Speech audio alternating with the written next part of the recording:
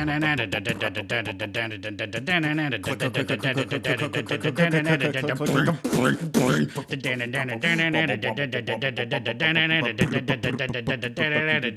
if we just did this the whole episode? Everybody, welcome to another episode of Jukebox Zeroes. I'm Lilz. And I'm Patrick. And kind of wistful. It's the end of the season. Oh yeah, the end of season 2. Yeah, this is our season finale episode. Yeah, the leaves are changing, and so are we. That's autumn. It's completely removed from the season finale. But it's a reference. Remember we were talking about that? Certainly, that got cut out. They're not going to remember that. You can't see the uncut episodes. No, you can't see the uncut episode. There is no way to do that. Jukebox Zeroes uncut episodes on 10-inch. Oh, it's a Patreon exclusive. Patreon exclusive. We don't have a Patreon. That's something to apologize for. What do you say we get to the apology section real quick?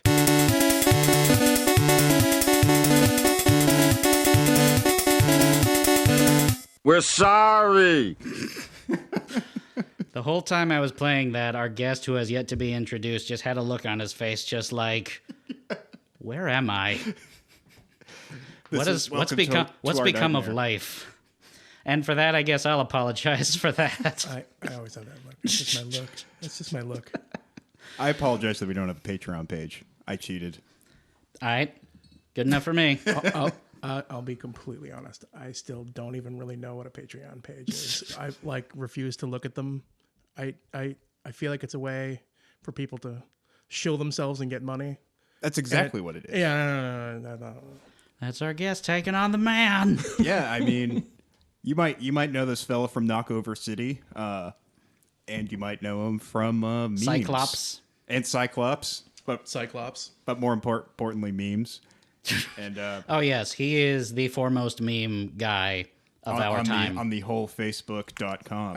Yes, it's not original content. He's certainly. I just share. He's certainly the memeiest. He's certainly the memeiest person in the olfactory. That's for certain. That's for sure. And I share a lot of shit too.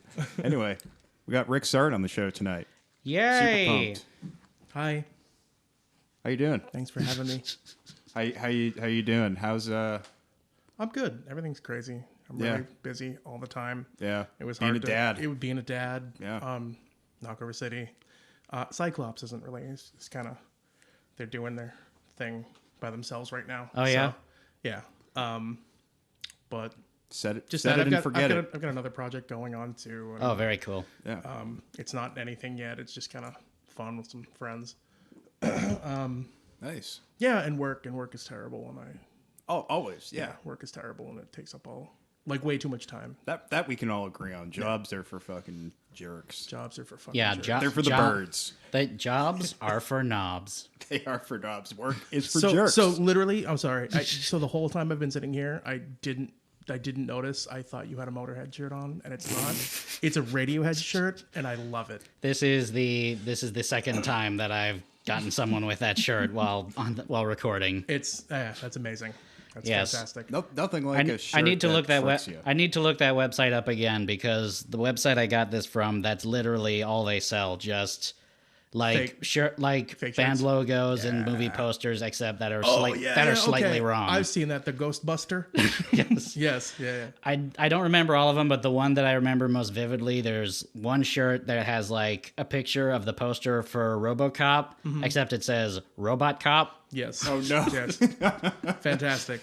That's great. That's almost an asylum film right there. It kind of is. Yeah, seriously. Robert Cop. Robert Cop. Please, call me Bob. Mr. Cop was my dad. Call me Robert. Call me Robbie. Now he's the Count. Count Von Count. Count.exe. This so we've got a dilly of we got a big old an album biscuit. for this the season finale. Yeah. And you specifically picked Rick for our guest to do this album specifically. I did actually by request of former guest and podcast mate Christopher Brown. Yes, you did. Oh, yes, he did. This I was not aware of. He did recommend me. And maybe you want to tell the fine people why you were recommended for this. So this is. Should I maybe introduce the album that we're going to be doing today first? Yes. Yeah. All right. I'll be quick. Welp. You knew we'd have to cross this bridge eventually, right? And after a second season full of some real stinkers, I can think of no better way to bring it to a close than covering one of the most infamous stinkers in recent memory. I am, of course, talking about the 8th studio album by Metallica, one of the greatest and most successful metal bands in general. Even if you know absolute butt about metal music, chances are you've heard a song by Metallica, who've sold more than 125 million records worldwide, are ranked as one of the greatest metal bands in history by MTV, VH1, Rolling Stone, Kerrang, and others, and are credited with breathing life into the genre by expanding the limitations of what could be accomplished via metal compositions. I am, of course, talking about an album that all but decimated this long and storied legacy beneath 75 minutes worth of questionable production, unconventional songwriting technique, and oddly out-of-character lyrical choices. I am, of course, talking about an album that was recorded amidst highly unfortunate goings-on behind the scenes, was subject to widespread attack upon its release from fans and critics alike, and is largely unremarked upon by Metallica themselves so many years later. I am, of course, talking about 2003's Saint Anger. The record considered the lowest point of Metallica's career, one of the most controversial albums of all time, much less metal albums, and a collection of songs widely despised by their followers that many consider to have not stood the test of time, well over 15 years after its release. So steel yourself, folks, because we're going to listen to it for this episode. Anyway, sorry I interrupted you with that little dramatic monologue. What were you gonna say? What were you gonna say about that pretext? I think. Yeah. Let's have your bona fides. So when this album came out, I remember seeing the bump commercials, like the little like teaser commercials on MTV. Because remember when MTV used to play music? Yeah. Remember that? It's funny you mention that. Remember 2003 when they kind of played music? I mean. They kind of played music then. Yeah. There was actually like a meme that's been circulating today that was like, it's MTV's 30th birthday today, or like 35th or something birthday. So celebrate the 18 years they played music. Yeah. So hearing the teaser, I think it was, what was it? Yes. So it was actually a snippet of Saint Anger. Like it was that build up. Yeah. Like right at the beginning of the intro part. Right. And I've always liked garbage production. Like I'm a punk rock dude. Like I like when stuff sounds like trash. I like taking trash and making trash sound good. And I like taking good things and making them sound like trash. It's an art form for sure. So I was kind of stoked when I was like, oh yeah, like they're gonna get back to the, back to the Kill 'Em All roots. Kill 'Em All roots, it's going to be like garage days, raw, but like it'll be cool, and I'm like stoked. And so hearing the bumper, like I was like, oh, like this is heavy, it's cool, it's down tuned, like cool, whatever. And then it came out, and I'd heard Saint Anger, and I think Frantic they played on the radio, and I'm like, well, this isn't that good. But I was still curious. And so I didn't want to spend like cash money on the record.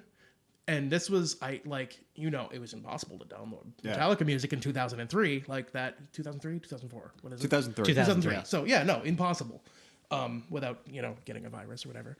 Or even getting the right song. Getting the right song, yeah. You get someone's shitty band from like Iowa. I came across Frantic a couple by Weird Al Yankovic. Cool songs, on Napster doing that. But anyway, I digress. I needed to get my hands on it, and I didn't want to spend money on it.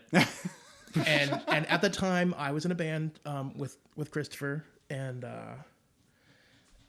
we were tracking guitars in his little bedroom studio at the time in his parents' house.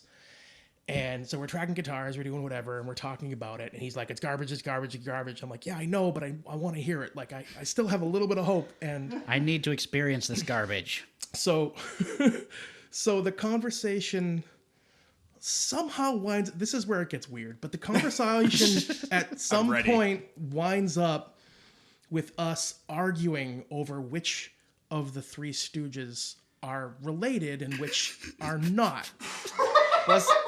Was this Was this like It just was not. It was not related. You know, it just was a was this freeform to keep conversation. yourself from just going like losing all hope entirely? No. Just to distract yourself? No, it was a freeform conversation. You know, we might have recorded a couple tracks and we were talking about whatever. I probably made a stupid Three Stooges reference because fucking Three Stooges.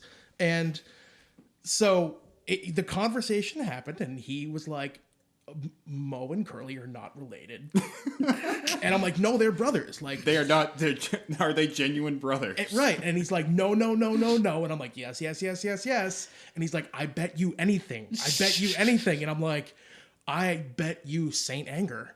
You have to buy me Saint Anger because I am fucking correct and you are not.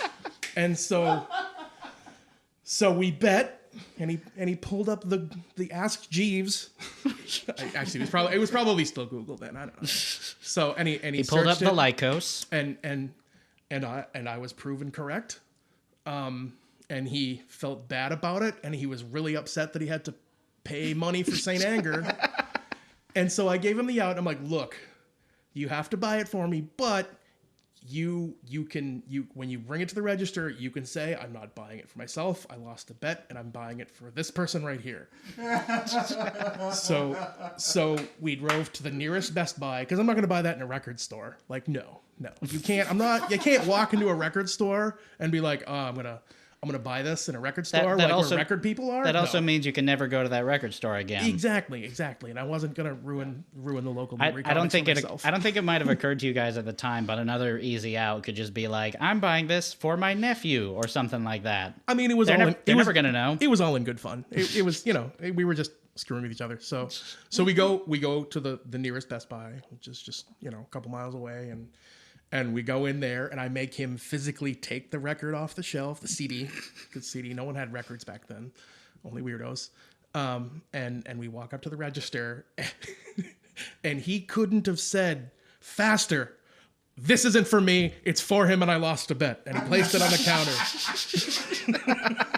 I can picture Christopher doing this in my head. Yes. Oh, yes. So yes. good. So we paid for the CD and whatever it was, $11.88. That seems about right? And then we're like, I was ready to throw it in the CD player in my van, like right then and there. And he's like, no, we need to have a listening party. I'm like, all right. So we decided to invite a few friends over, and do you know you've met Deegan? You know Deegan? Oh yeah, absolutely. Okay. All right, yeah. He's been a former guest. Yeah. Okay. All right. Yeah. He was on the Greta Van Fleet episode. So I believe I was 2003. I was probably in the band with Deegan at the same time. I don't know. It was right. So anyway, we all get together at Deegan's house with a group of like 6 or 8 or I don't remember how many. I was high, and we listened to it, and I'm like hopeful the whole time. I'm hopeful, and it was just fucking garbage. Oh. And literally by the end of Saint Anger, I was like, all right, you're all right. Like it's all garbage, and I can't. So then we just spent the next how many minutes is the record? The next About 75 minutes. So we spent the next 60 minutes, the next 65, 70 minutes just fucking trashing the record. It was a piece of crap. And I've literally never listened to it since. My CD copy is still pristine, stored away. Wow. In its sleeve. So this was like dredging up old demons for you, basically. It was, and I knew as soon as you had asked me to be on the show that it was fucking Chris. Fucking did this to me. Yeah, he purposefully didn't tell me the story, so Yeah. that was quite a treat. Honestly, Wow. he'll probably try to correct. See, me on you the story. pick Be like, you "That- that's not how it pictured happens." you pictured Chris just like very quickly being like, well, it's not for me, it's for this guy. I pictured him just sort of hiding the record underneath a pile of like 500 Cure and Sigur Rós and Oh, there we go. Exactly. Radiohead stuff. So interesting. That and one horse sandwich. one horse sandwich. Funny you should say that. So it was the summer of 2003 that this record came out. So I was a 18-year-old boy just about graduating from high school that summer. Yeah, I remember hearing the songs on the radio and being really confused at what I was hearing. Because it did not sound like Metallica. It sounded like Korn or something like that. But It did. It did. And that's what maybe I was like, wow, this is heavier than Metallica. It's going to be cool. No, it wasn't cool. well, yeah, I'm sure that like a part of it is that they picked just the right songs to like keep people from thinking like, oh, this is they went too far, you know? Yeah. So they picked just the right songs to be the singles. My thought was like, clearly they're trying to do the new metal thing now. They already kind of tried to do grunge-ish in the 90s, so that this is the next logical progression. They're trying to, appeal to a younger fan base or whatever. I mean, we'll get into all that once we start like playing the clips and all that. Sure. But personally, just at the top, I will say, even after listening to Saint Anger as many times as I did in preparation for this, I still think the post-grunge Metallica years were worse. Yeah, You're talking about like Load and Reload. Load and Reload, and by association S&M, which I think is one of the worst things Metallica has ever done. Oh boy, I don't remember how old I was at the time this came out because of math. Yeah, I'm sure I was a wee sprog who had not yet fully developed my own music. Like I'm sure I was still in my new metal phase at the time, probably like mid to late middle school or very, very early high school. I don't remember. So you're like younger than Yeah. I'm 31 years old. Oh wow, you're a baby. Yeah. wee baby of 31. I'm an old man. I am a wee sprog. I was so I was like 18, and I forget what I was listening to at the time. Probably a lot of garbage. Not the band, just like shitty music. I think like I was still I was still okay with Dream Theater at that point, but also was like listening to Sonic Youth and the Pixies. It was a really weird time. That's not very garbagey at all. Probably Not even Dream Theater. Yeah, I mean, I was probably digging into like metalcore a little bit in like 2003. yeah. But still, like Was metalcore a thing in 2003? Oh sure. oh yeah, metalcore's been around since the late 90s. Yeah. I mean, I guess it just never really came to my attention until it really started blowing up with like, I'd say, like, all those bands 2005 like it started to get Right. those bands like In Flames and Killswitch Engage and all that sort of So stuff. that was when it became like big. Like that's when it was like MTV big. right. when it hit Hot Topic. Basically. Yeah.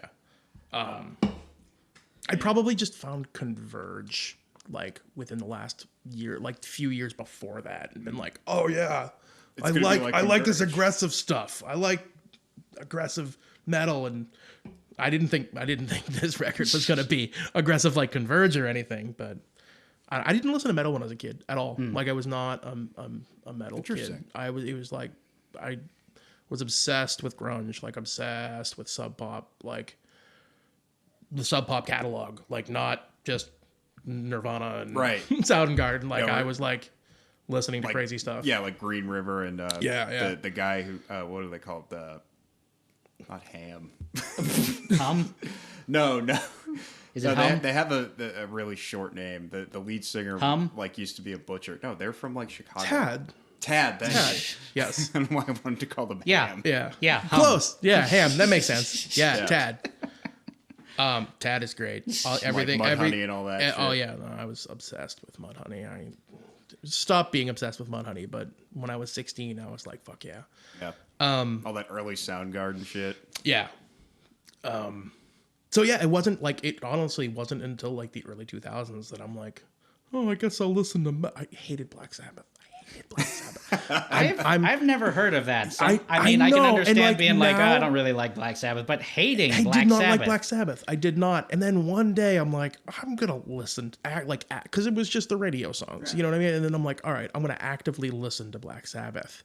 And I went, oh God, I was so wrong. I was some really cool I was shit. so wrong. Like I couldn't imagine life without Black Sabbath now. It's like so, like it's the greatest thing ever. Actually, I saw Black Sabbath with Christopher. He had an extra ticket. There are actually a couple tickets, and we went and saw on their last tour.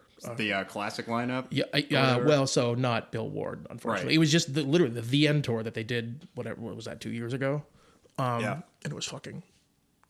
It was very cool. I'm so glad I got to see it because it was amazing. He's no Ian Gillan as the frontman for Sabbath. But. Oh yes.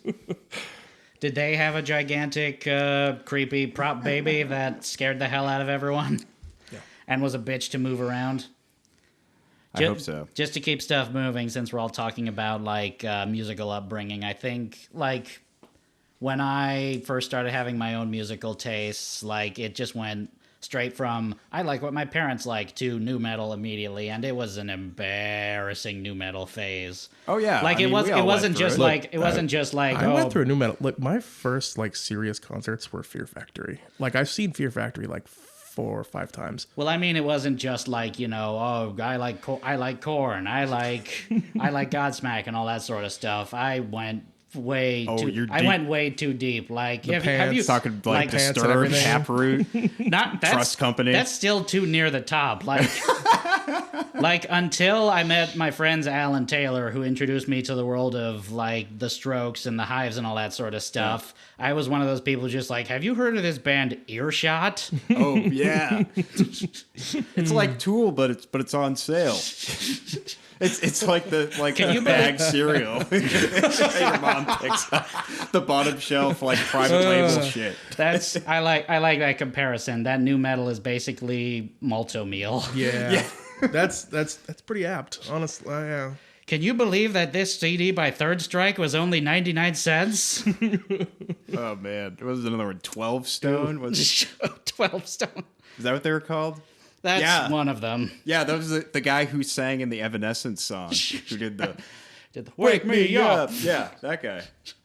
Was in a band called 12 Stone. Oh boy, I think he's still in 12 Stone. Oh wow, they're still alive. Oh, I'm sure they're still alive and planning a sojourn to a Fat Music Hall as we speak. They're doing all the pay-to-play shows ever. Oh, for sure. I feel like we've just been sort of kicking the football back in an effort to not finally have to listen to this album. Let's do it. Let's dive in. I'm ready. Are you fellas ready? Ready. All right. So let's dig into it with track number 1. Here's our first track. One of the big singles from the album. Keep searching. Keep on searching. This search goes on. This search goes on. Tick, tick, tick, tick, tock, brand, tick, tick, tick, tick, tick, tick, tock, brand, tick, tick, tick, tick, tick, tick, tock, brand, tick. This track was the second single off the record, one of only 2 singles to have a music video in the U.S. It performed okay chart-wise. Music video. I don't think I've seen the music video. I don't remember exactly what the music video was about, but I know there's like Metallica are on a highway and there's car crashes and stuff. At one point, like I don't know if I can bring myself to watch it. At one point, they're playing in front of piles of scrap, and like.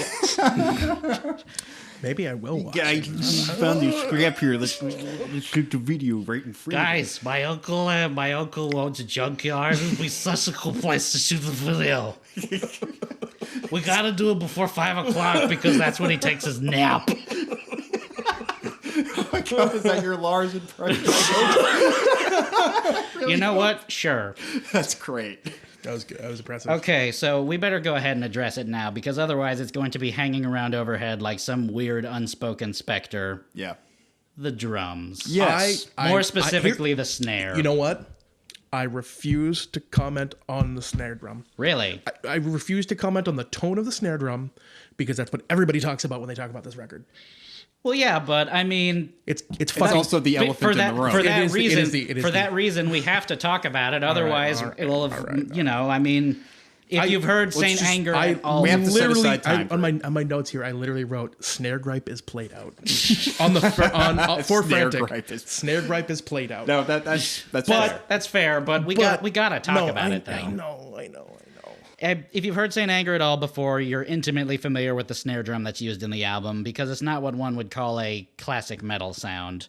Metallica drummer Lars Ulrich has said in interviews that this distinct sound was achieved by turning off the snares on his snare drum to achieve a more ringing tone, though it really couldn't have been turned all the way off, because you can very clearly hear some snare drum snap occurring in the track. Oh, sure. I mean, you're going to have a little bit of that, and yeah, the way he has it tuned, it's vibrating enough that it's going to probably if it was completely turned off, it would have vibrated so much more than it does like on the record. So here's the thing is, when I heard that teaser, I was like, oh, that's cool. Like it's that big ringy.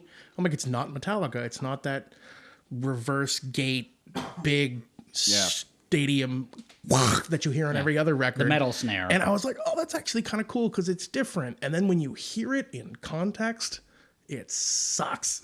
It just sucks. Yeah.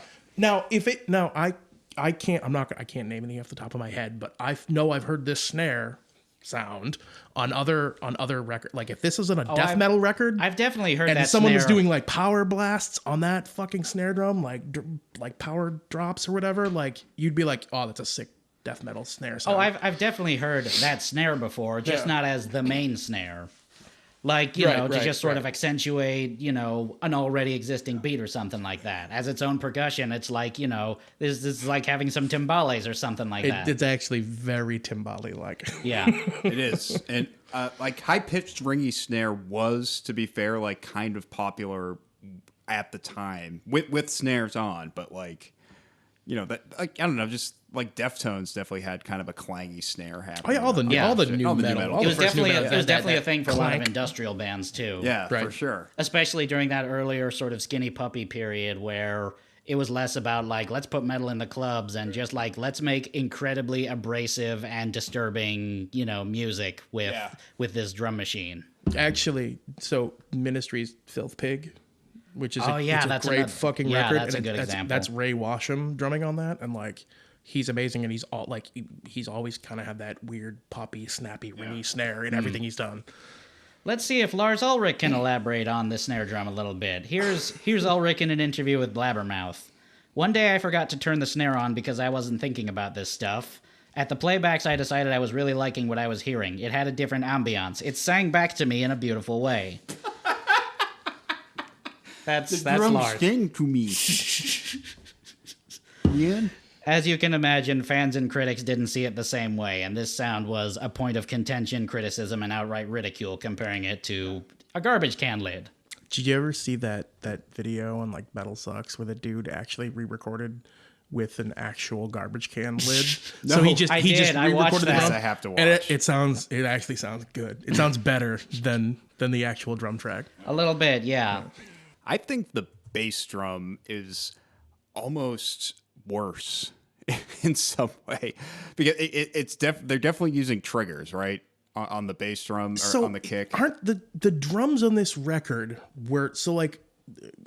you both watched Some Kind of Monster? Yeah. Oh, we'll get to Some Kind of Monster. I figured as much. I actually didn't refresh on it for this record, for this show. But I forgot to. We were originally set to meet like several weeks ago, Right. but like, I got sleepy. so the drums. I was gonna be more genteel, but I got sleep. Let's go with I got sleepy. Former guest Al Gentile, come back on.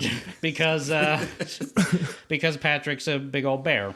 I am. The drums were essentially hacked up into bits, and Yeah. it's Bob Rock, right? Yeah. So Bob Rock hacked up this hack drumming and like cut and pasted shit together for these tracks. So that's what's even like, if they actually got together and wrote these songs like a band, it would be fine, but it wasn't. Like it was them having like therapy. They were having jam sessions and fighting, and then we're like, all right, I guess we'll take all these jams and pay someone to hack them up to sound like songs. Like that's literally how this record was made. Yeah. Which sucks, because if they actually just did that, where they're like, hey, let's get into a studio in the nitty gritty and make a record, it probably would have been fucking good.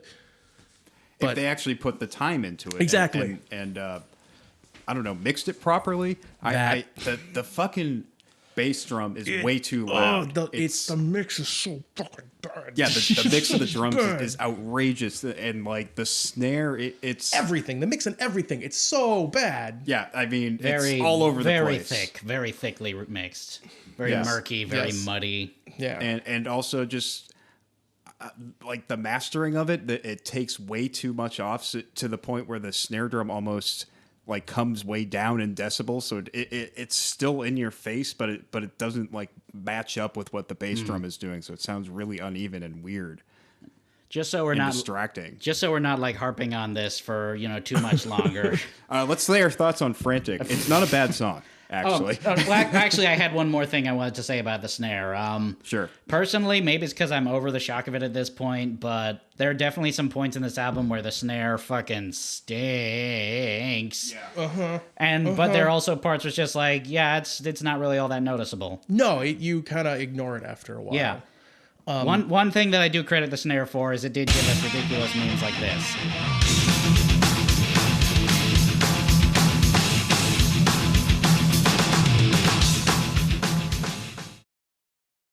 Yep, that's one of Metallica's most famed and beloved songs, "Master of Puppets," with the Saint Anger snare overlaid atop of it from YouTube user data_dreams2000. Amazing. Just one of many memes generated in mockery of this. Now, let's get to the song itself, though. It kind of fucking slaps. It's not bad. So it's the first thing I wrote, the very first word I wrote down after the song title in my notes was tone equals rad.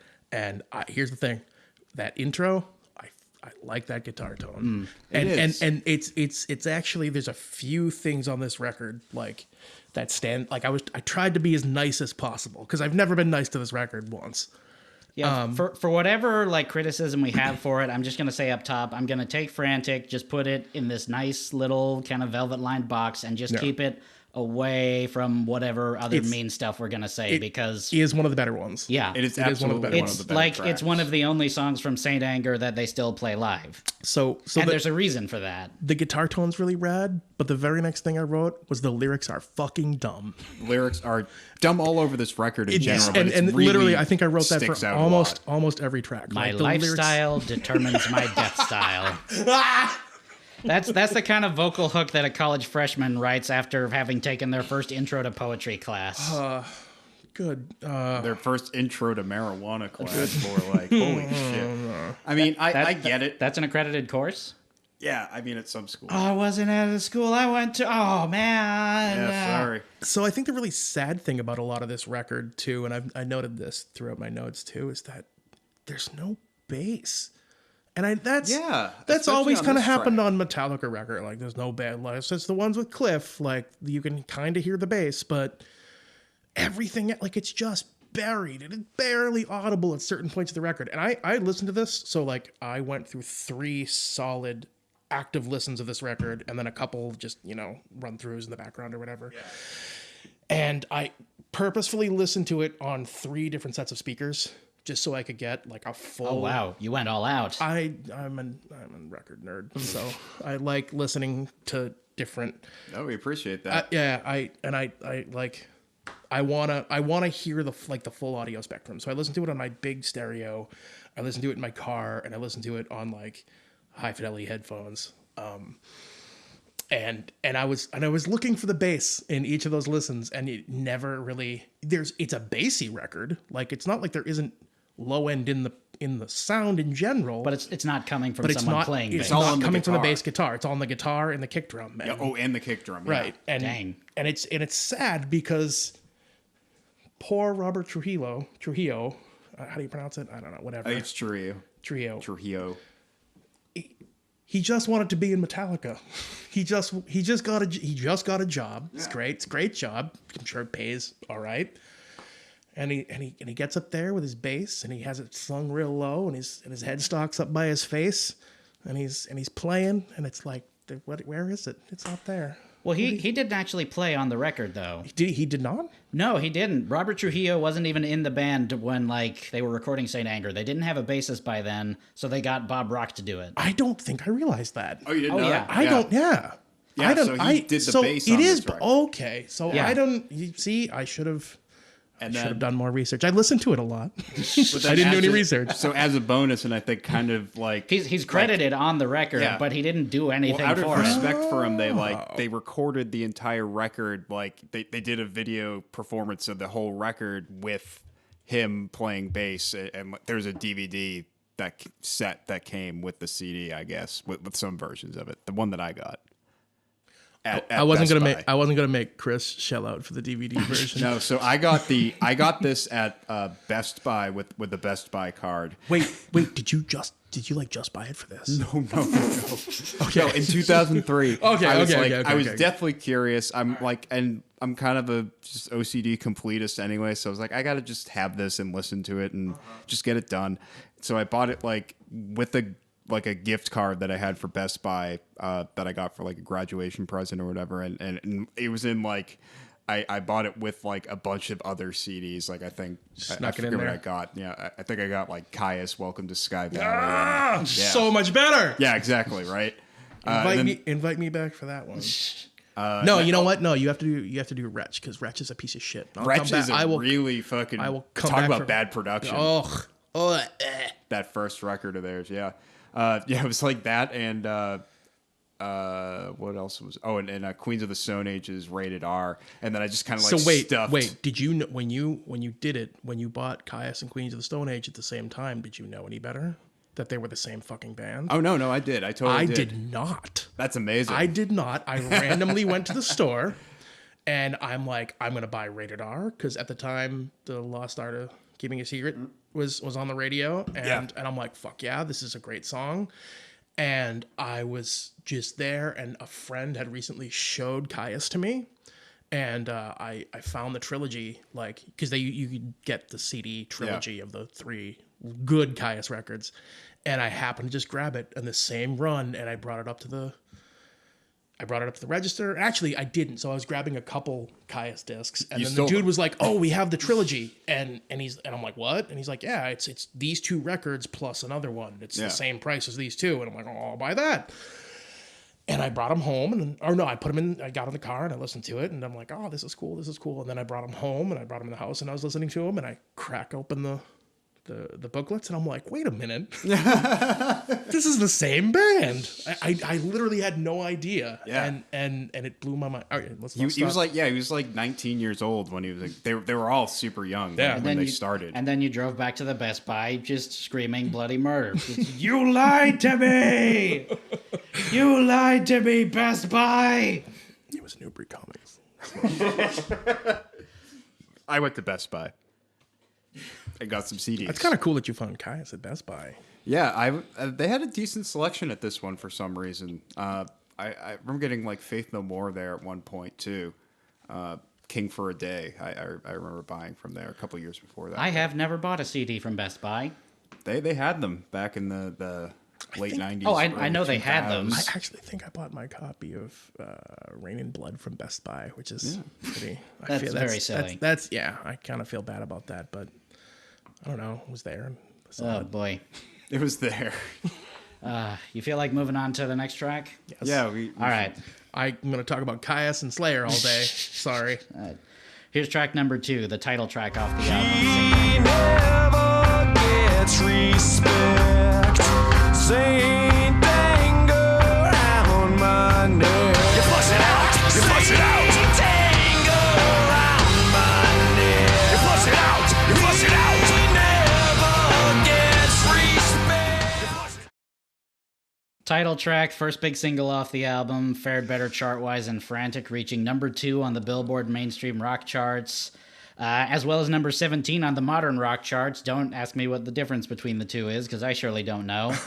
And it also won a Grammy for Best Metal Performance in 2004. Did it Really? That was a particularly weird Grammy Awards too, by the way. It featured some truly bizarre collaborations like Sting, Dave Matthews, Vince Gill, and Pharrell Williams paying tribute to the Beatles. No. Wow, No. Pharrell Yes, it did. Williams was around back. Yes, Oh, that's right. He's in the Neptunes. Neptunes. Yeah. Right. Back That then. I actually remember seeing it. They played. I saw her standing there. Pharrell was playing drums, and it was weird. That is really bizarre. You're hurting What my a time. You're hurting my feelings. Or how about Foo Fighters performing Times Like These with jazz pianist Chick Corea? What? Are you serious? That was 2004. That is. I love Chick Corea. That's a fucking coincidence. weird. I fucking hate the Grammys. Yeah, I mean, don't we all? Don't we all? So yeah, this song's terrible. He's angry. He's real angry. So I was trying to be nice. Again, I tried to be nice with every song. And I'm like, this is a decent single because it's kind of the poppier song on the record. Yeah, The verses are definitely pretty poppy. I wouldn't say it slaps like Frantic, but I don't think it's a terrible song necessarily. No. So these are the 2 singles on the record, right? Were there any more singles? There were other The singles. Unnamed Feeling was another one. Some Kind of Monster was a single. Oh yeah, Some Kind of Monster too, I guess. So like these are the only 2 I really remember ever hearing on the radio or anything. Well, the other ones weren't as big hits. They were just like they were only hits on modern rock radio. Right. And like I don't know, like it's decent for what it is. I mean, we're now at this point we know what's going on. We've dug into the skeletons in the closet, and you know, after you hear Frantic beginning to end, you know what you're in for. Yeah, exactly. Yeah. It's like, all right, bought in at this point. It's definitely like you can like if you didn't really pick it up on Frantic, you can really pick up like the new metal sort of influence on this track more so than anything, because it definitely follows that sort of same loud quiet dynamic that was like the métier of so many new metal songs, right on down to like from the tonal cues right on down to the very sort of self-pitying poor me vibe that's kind of prevalent. I think we kind of need to give a little context for the listeners right now about like, so Metallica was in definitely like a state of flux in the early 2000s coming off of. Oh yeah. So Jason Newsted quit the band in 2000. I don't blame him. I thought he was fired. Yeah. No, he quit. He quit. Right. He quit because he was just he couldn't take it He anymore. wanted to do something other than Metallica. He was tired while still being in Metallica. Exactly. Tired of being in a band that he was useless in for 10 years. Understandably at that point. so. So yeah, you know, he went out and did all, you know, God, their tour itinerary schedule for the Black Album and even the 2 fucking Load albums were insane. And like, yeah, he just couldn't take it anymore. And he also like wanted to do more creatively. I think he only ended up writing 2 or 3 songs with the band in their like 10-year tenure. There was a project he actually tried to get off the ground with. Echo Brain, yeah. Yeah, Echo Brain. He tried to get that off the ground with Devin Townsend. And like James Hetfield just shot it down, like because I guess he had that kind of power. Yeah, he's just like, nope, sorry, bro. You gotta play my songs, Hilly. My name's Jason. No, your name's Billy. As long as you're in Metallica, you're Billy. We miss Billy, the bassist. Billy, big mouth bassist. James' name was Cliff. No, it's Billy, the bassist. Billy, big mouth bassist. Billy, the big mouth bassist. When I push a button, I want you to stand up and play the bass and make a little aquarium pun. I mean, that's exactly what they expected of him right from the beginning, though, right? Yeah, like totally. he was like, "You're just the fucking bassist, and we're gonna turn you the fuck down." Did you ever hear the Injustice for Jason remix? I have heard those remixes. I have heard it too. They're fucking good, man. They are fucking pretty good. cool. For full context, the Justice for Jason mixes, they're like some special mixes of And Justice for All on YouTube, which famously an album where they just completely cut out or turned down to the point of inaudibility Jason Newsted's bass. It was his first record with the band in 1988, and they were just and coming off the loss of their old bassist. Fucking Lars. Yeah, was all like, Lars. let's turn that shit down. I ain't having it. Little more, little more. Like I think the exact thing was. Like, I think the exact thing was like he told the mixer, turn the bass down till it's inaudible, and then go three more decibels down. Jesus Christ! Sad. Jesus, they did not treat Jason Newsted kindly, like at all. Yeah. So anyway, so he left, and like it kind of left the band in this like weird state, and James Hetfield has always had like a bad drinking problem. Oh yeah, it was like, Alcoholica. Alcoholica was a thing, and they were notorious for being huge drunks and like or just they drank a lot, and I don't know what like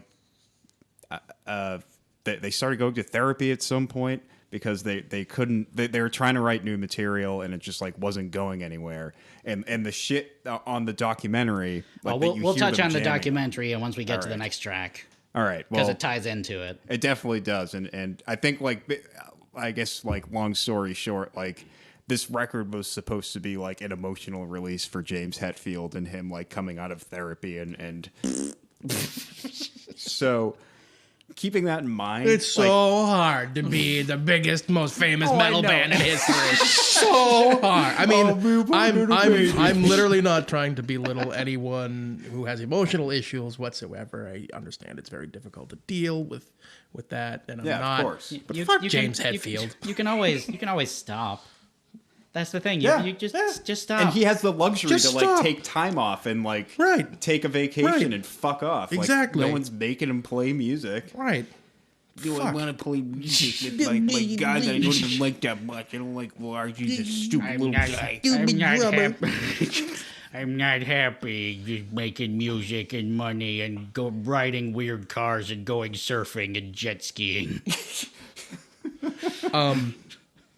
So one of the notes I have written down for Saint Anger? the Saint Anger is just sloppy, and I underlined it three times.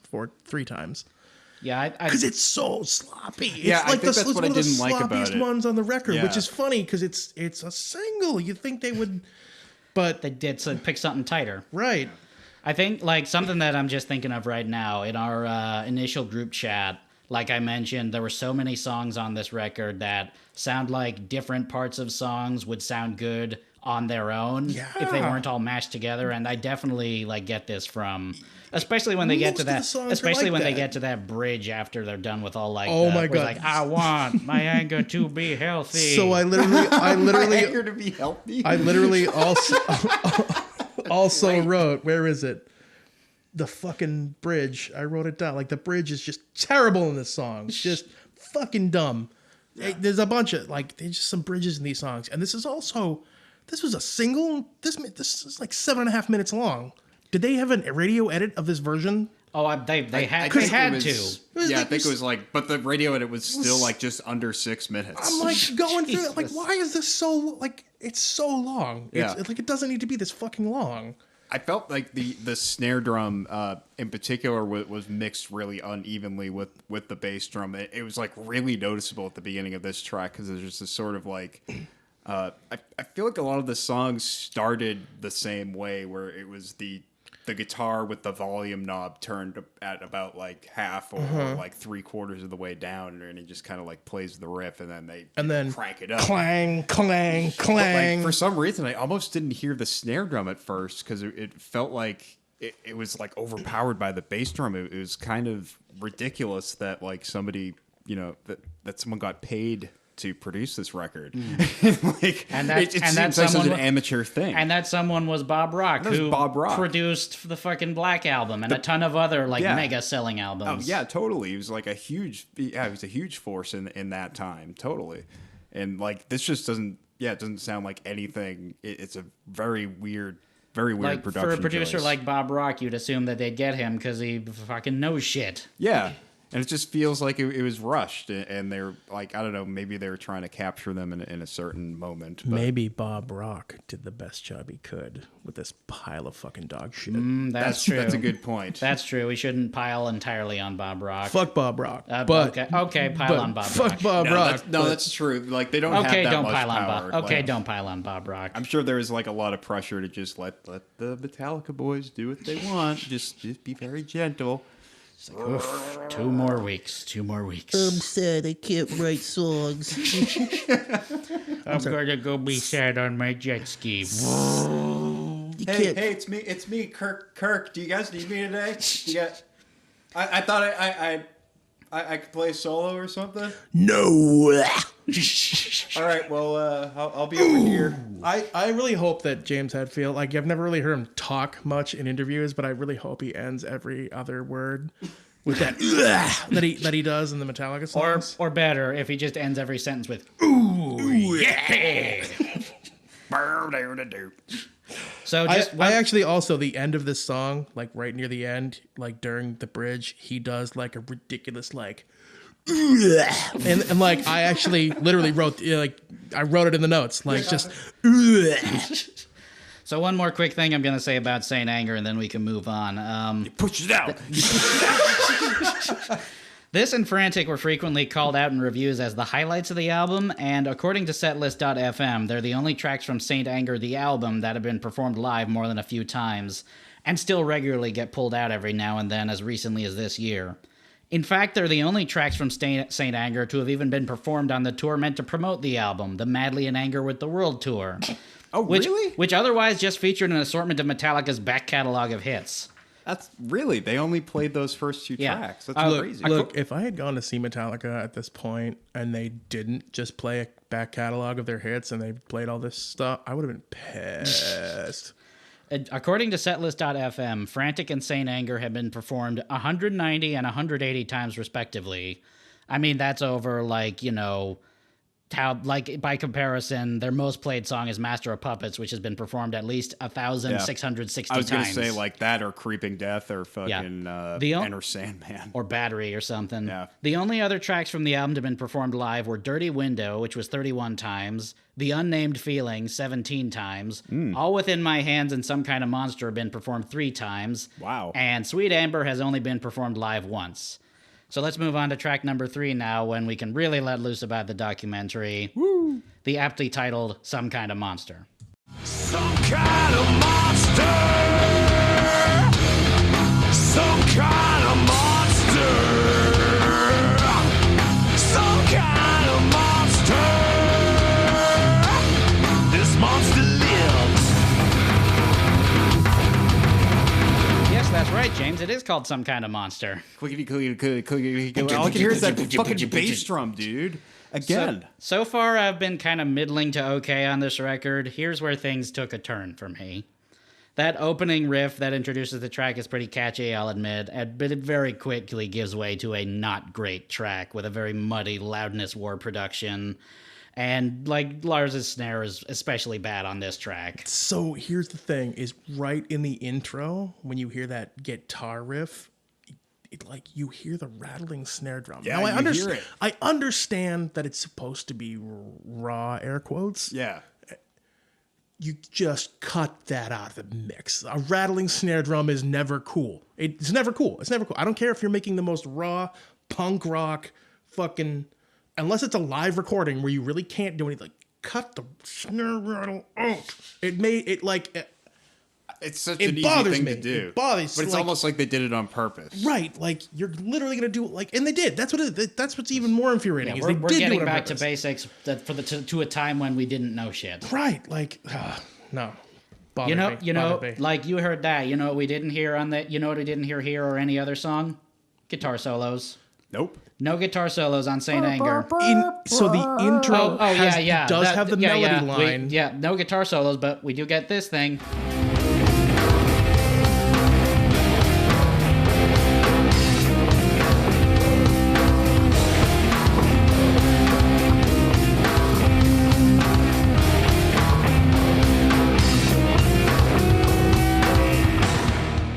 So that guitar tone, that gated, thick fuzz. I just flashed back to so many Guitar Centers right now. That is the best thing about this record. That guitar tone is the best thing about this record. Oh boy, I love that guitar. The whole record, not just this song. The whole record. That one little snippet, that little melody line on the guitar with that gated fuzz. I went. When I was a kid, when I was just learning how to play and like trying to like figure out like guitar tone, because I'm terrible at guitar. I'm terrible at bass. I'm really good at amplifiers and pedals. It's true. You should go see the Knockover City, fucking big ass amps. Big ass amps, big ass riffs. So I love guitar tones. I love bass tones. I love fuzz. I was obsessed with fuzz at a young age. And when I realized that you could make your guitar sound like that, and like that thick Velcro gated fuzz is like all I ever wanted my guitar to sound like when I was a kid. And then like by the time this came out, I'm like, yeah, I know how to do that now. Like I just have to spend $600 on a fuzz pedal that came out in 1968. But when I heard that, when I first heard the song and heard that fuzz, I'm like, oh, like that's so good. The tone, it's so great. It's so like that great stoner rock, thick, syrupy fucking bong water brown ass, and then it's the only time it's on the record. The only time they use the tone. I'm like, that's bullshit. I agree in that it is kind of a weird choice, and I think it kind of worked in that, like, in its own way in that one particular moment, because it was supposed to be kind of ragged and like all over the place. The guitars in general are like really heavily compressed and saturated, and that was kind of an example of them doing it right. I think I'm with you on that, Rick. I think. Yeah, like I mentioned, no guitar solos. This was actually a deliberate decision by the band, which Kirk Hammett himself would expand upon in a different Blabbermouth interview, stating, "We wanted to preserve the sound of all four of us in a room just jamming. We tried to put guitar solos on, but we kept on running into this problem. It just sounded like an afterthought. We made a promise to ourselves that we'd only keep stuff that had integrity. We didn't want to make a theatrical statement by adding overdubs." So, guitar solos just have no integrity. Guitar solos don't have integrity. But my lifestyle determines my death style is just chock full of integrity. Is integrity is subjective? I guess integrity. No, could this be is subjective. objectively bad. This for is sure. Oh boy, oh objectively bad. boy, oh boy. So the documentary was named after this song. Oh yes, we'd be remiss if we didn't mention the documentary. I mean, that's they named the damn thing after it. Yeah. Oh yeah. Some kind of body. Yeah, when we were inside me has got to come out and sing. when we were first prepping for this episode, Rick insisted that we both watch it as a companion piece to listening to the album, and what a chore that was for me at least. That's a chore. It is a chore. Oh yes, It's so long. I mean, first off, I didn't know it was going to be 2.5 hours long. Yeah. Ken Burns documentaries individually are not 2.5 hours long. No, it's true. That's ridiculous. Honestly, if Ken Burns made this, it would have been amazing. Even more amazing than it is. It's a piece of shit. It's honestly it's almost sad to watch. I mean, because you get a perfect vision of just completely how out of touch the band is with each other and with reality. Here's the thing being an actual band. Here's the thing I want to stress: like, we're not knocking the movie itself. It's perfectly finely made and produced and stuff. It's a great like documentary. That. It's just that what it's focusing on is bonkers. Right. Just absolutely bonkers. It catalogs that whole period that they're making the album, like, right on the cusp of Jason Newsted has quit. James Hetfield is falling apart, and he quits the band midway through to go to rehab and then just comes back later. And there's all this stuff about, like, is he going to come back? Is this the end of Metallica? And it's interspersed with clips of the band in therapy sessions, going surfing, talking disjointedly about art, going to Russia to shoot bears, arguing about songs, arguing about not having songs, and lots of really awkward pauses. Yeah. And Dave Mustaine comes back at some point, former member. Oh yes, and he for good cry sesh. He has a little cry sesh. He's a sad gremlin. Yeah. He's a sad little goblin. Someone said his name backwards, and he doesn't want to go home yet. Oh, fuck Dave Mustaine though, for real. Fuck Dave Mustaine. Hello, me, I'm sad. Yeah. Fuck Dave Mustaine. I'm gonna say that, like, when we bring up other people throughout the rest of this podcast, that's just gonna be my fuck that person. I'm sorry, because fuck everybody Fair involved enough. with this documentary and this record. But the documentary also, like, not only does it give you a window into, like, the production of the album, but shows a bunch of songs that didn't make the cut, and the ones that don't make the cut. There's literally a song where James Hetfield is just going no over and over again. It's just it's just shit it's soup. not that much different than what we have in the end product anyway. So this documentary too, I feel like this polarized a lot of Metallica fans, and I've never really been a Metallica fan. I've come to appreciate their stuff later, the Black Album came out when I was a little kid, and I was like, yeah, this is cool. Yeah, like, I'm kind of in that same boat. I understand what metal is now. Like, this is metal. Like, they're like I understand they're like the first name in metal, right? And, like, I'm sure any metalhead will just be like, we're Black Sabbath.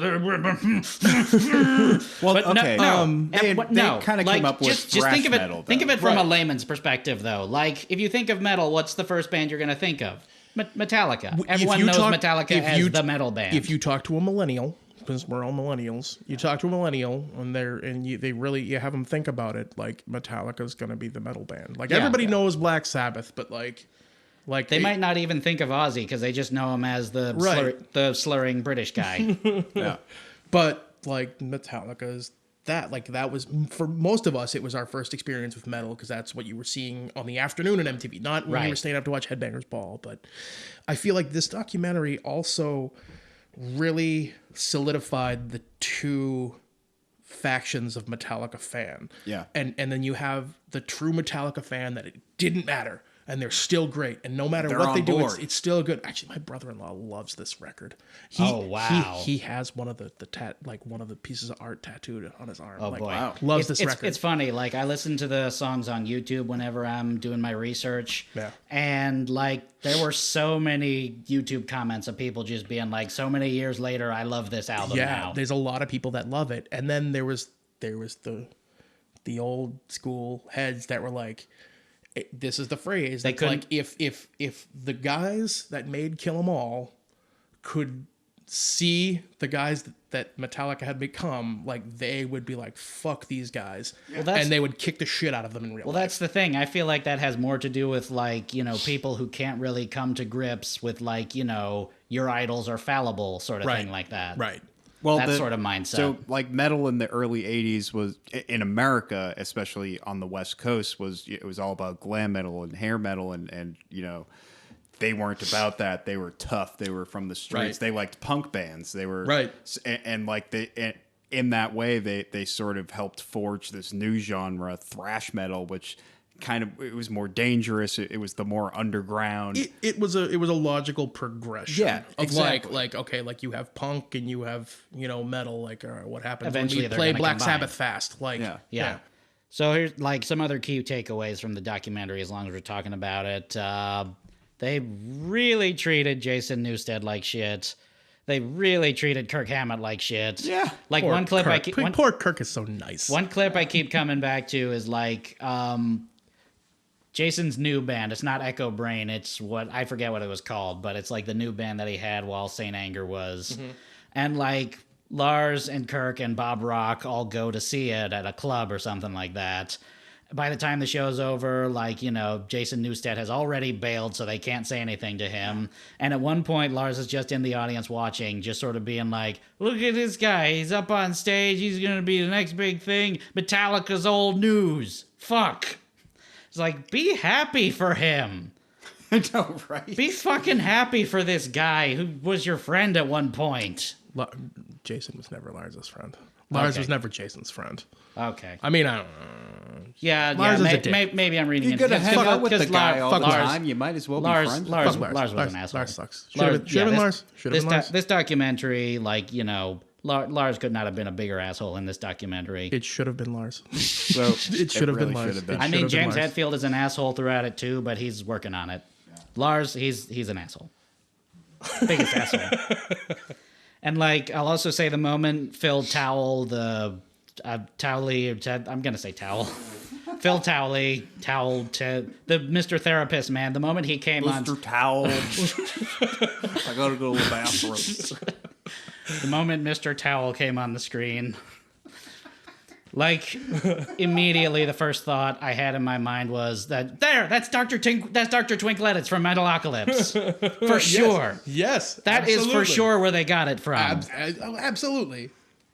Yeah, Yeah. just like the mere premise of a like sort of cold, typically emotionless metal band going into therapy to talk about their feelings is sort of like absurd. Like, I don't know, it's kind of hard not to watch this movie and giggle a little bit, and it sucks because, like, yeah, mental illness, alcoholism, it's fucking terrible. Yeah. But you know, and you know, It doesn't have the same sting when you're watching a bunch of jerks like Metallica Yeah, go through it, that's though. it. Here's the thing. If they had made something credible and decent to listen to Yeah. after all of that, it maybe would have been like, oh, I feel bad for these dudes. They went through some hard shit. The documentary But they is kind of did building this, the whole thing up like this is our. and then we wound up with this fucking pile of dog shit. Yeah, That's how the documentary ends too. Like it's like the phoenix rising from the ashes. No, you posted cringe, bruh. Like, that's what that is.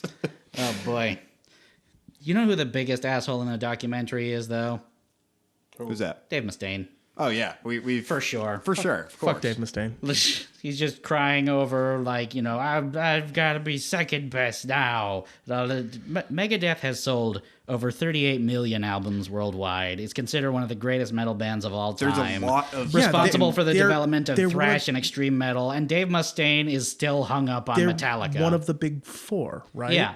It's Metallica. Metallica, They're not as Megadeth, Slayer, Anthrax. Yeah, They're like not as commercially successful, but like I know plenty of my metal friends will put them. Hello, They'll say me. that they're Meet the the real number me. one.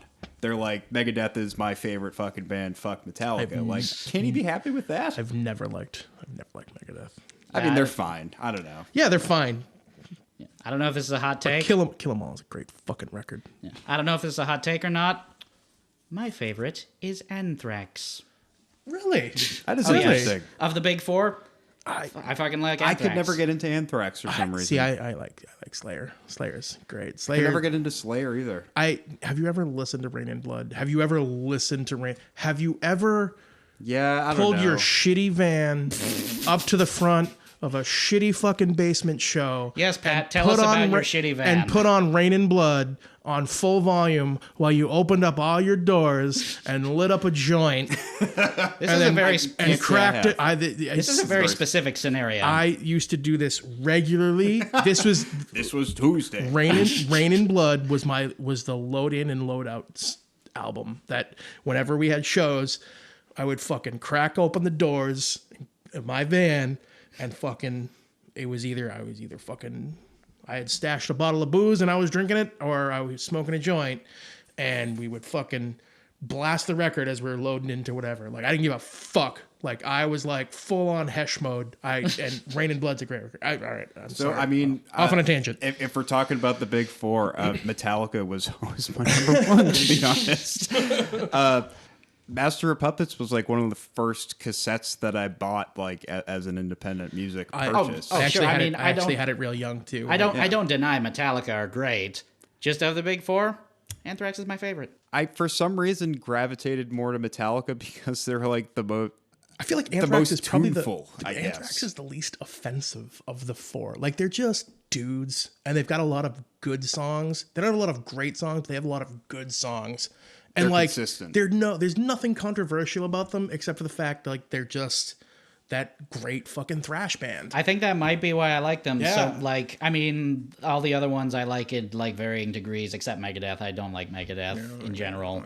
But like, Anthrax have never had like that sort of like, oh, this is the great embarrassment of Anthrax.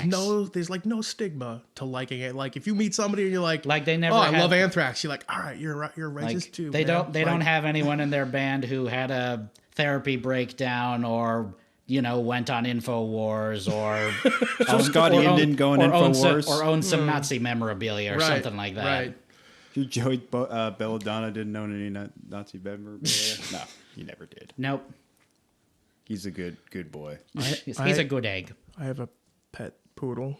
And sometimes when we get her hair cut, she looks like Joey Belladonna. On that note, let's move on to track number 4. Oh man, we're not moving very quickly through this. Yeah. You think this might actually need to be a 2-parter? I don't know. Let's just keep going. Oh boy. Yeah, let's see where this takes us. Here's track number 4 titled Dirty Window. I'm judging, I'm jury, and I'm executioner too.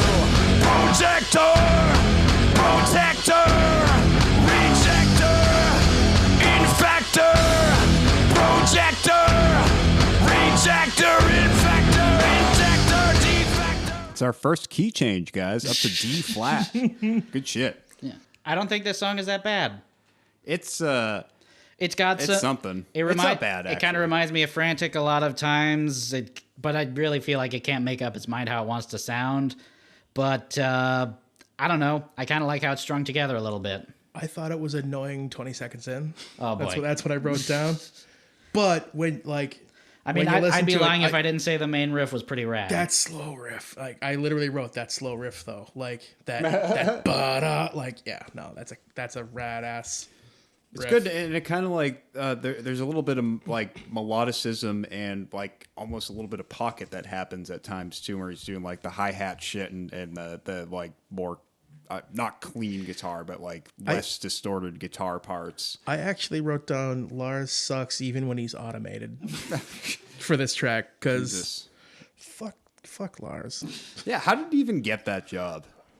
Just like knowing people. He was there when Metallica opened. Yeah, he must have. He was there when Metallica had their grand opening. It was his interest in metal and just like gumption that got him to be the drummer. Like, honestly, seriously. you know what? I don't know Metallica's history all that well, and I've probably watched like documentaries on it before, but I'm willing to bet that Lars was the fucking dude. Like he was the hype man. Yeah. So like I mean, that's James exactly what it was. James and Dave and Cliff were too busy getting fucking hammered, and Lars was too. Well, but at the time it was Ron McGovney, not Cliff. Yeah. Oh, I don't shit. know the exact story, but except to say that James and Lars were the founders of it. Right. So, but I bet you, unfortunately, that also means Lars ain't going nowhere. I'm willing to bet that Lars is the one that's like, oh yeah, guys, I got a band, you got to check it out. It's so cool. Yeah. It's called Metallica, and like That's 100% like what it was. and like James Hetfield was like, I'm just playing the guitar, dude. Yeah, so Lars was like he's from Denmark, right? And they moved to the States, and like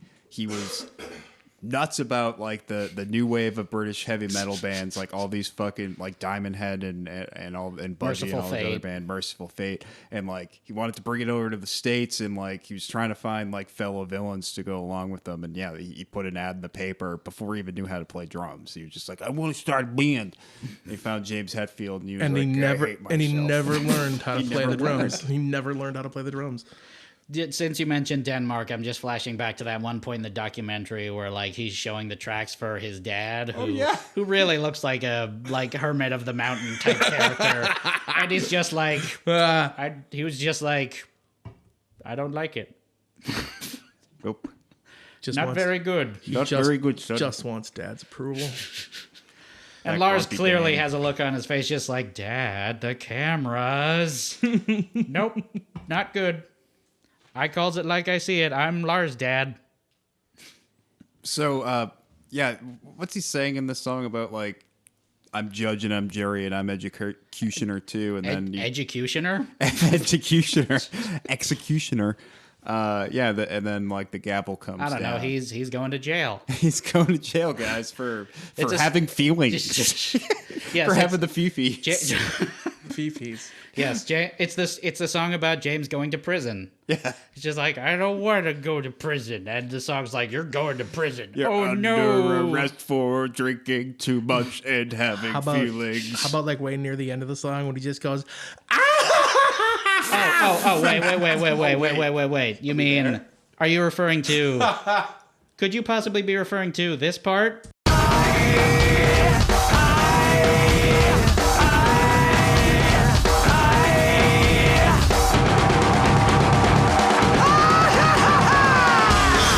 Yeehaw, motherfucker! What? What are you doing, James Hetfield? Are you doing some kind of goof? Are you doing some kind of goof amidst all these songs about turmoil and Yeah. stuff? A lot Are of weird vocal choices. James Hetfield doing a goof? He's having a big old goof. Seems- He's just seems having like he's good doing a old goof. time. I think what's fucked up is I don't think he's doing a goof, and that's what's sad about it. Oh no, he's no. Oh, I'm that's sure. The sad Like, part I'm of sure this. it came as like some sort of moment of emotional release or something like that. But that's what came out. That's his big like sort of his big revelatory moment. I would also just like to Gonna say tickle Kirk with a feather. that slow riff though, that protractor, retractor, dumb factor, whatever the fuck he says. that riff, I don't know. That riff is cool. Maybe Yeah, it's that not was a about cool prison. one. Maybe it's going back to school supplies. Under arrest for stealing school supplies. Dirty Window. Yep. Yeah. Now here's where the album kind of takes a precipitous drop for me. I'm talking about track number 5, titled Invisible Kid. Invisible kid, never see what he did. Got stuck where he hid, falling through the grid. Invisible kid, got a place of his own, where he'll never be known. In a word, he's grown. Invisible kid, never see what he did. Got stuck where he hid, falling through the grid. Invisible kid. Ladies and gentlemen, we have our first unequivocal stinker. Is this Korn? Man. I've Dropped got A to, flat. I've got to everybody. imagine when people talk about Saint Anger having bad songs on it, 9 times out of 10, they're talking about Invisible Kid. Korn has an audible bass guitar in their songs though. You guys? Yeah. You guys? I mean, do they have an audible bass guitar, or do they just have? Yeah, it goes. Do they just have? Yeah, that's what I mean. Do they have a bass guitar, or do they just? You can have, at least hear that there's do some they sort of just have percussive. a really big spring? Actually, so there. I'm gonna go on a all tangent. high. There was this band from Austin in like the late '80s. Fuck, I can't now. I'm losing their name. But they literally Hey, you have. almost wrote a Saint Anger song there. I did. I'm losing. They literally have. Like they had instruments that had giant fucking springs on them. So they play guitars. Oh my God. And so Now- like, it's this great Crust. The name of the band is Crust, and they have these songs like and they sound like guitars, but Yeah. there's some big bass and it's Okay, just like- giant springs. You talking about that just made me flash back to another new metal also ran that I don't think I needed to remember, but Moto Grader. What? Remember? What's that? I They don't were a remember new that. they were a new metal band. I think they had like one song on WAAF for like 3 seconds, and their whole shtick was like, we're a new metal band, but we have this thing that we made out of an industrial spring where if you just sort of mess around with the torque of the spring and then hit it, it makes kind of a weird bassy noise. It'd be like brum, brum, brum, brum. It's fucking rad as hell, And it's man. got like, and it's got a sub blade on it, so it's rad. when That's somebody really when, cool, when they though. know I how would to have been do friends with these guys. like when they know how like when somebody knows how to like actually turn some fucking junk into an instrument and like make it work. Like, Well, I mean, that's cool. I give that. they I weren't mean, writing interesting No, songs they weren't with it writing at interesting, all. but at least like somebody was like, all right, like I'm gonna do this and I'm gonna make it work in tune. And I'm like, I credit where credit is due. Your band might suck, but hey, you made an instrument out of garbage. That is true. Yeah. You guys? Crust is actually cool. I like I will that. check out Crust. You should check Yeah, out I'll look Crust. that up too. Because that sounds pretty cool. Sounds like it would be up my alley.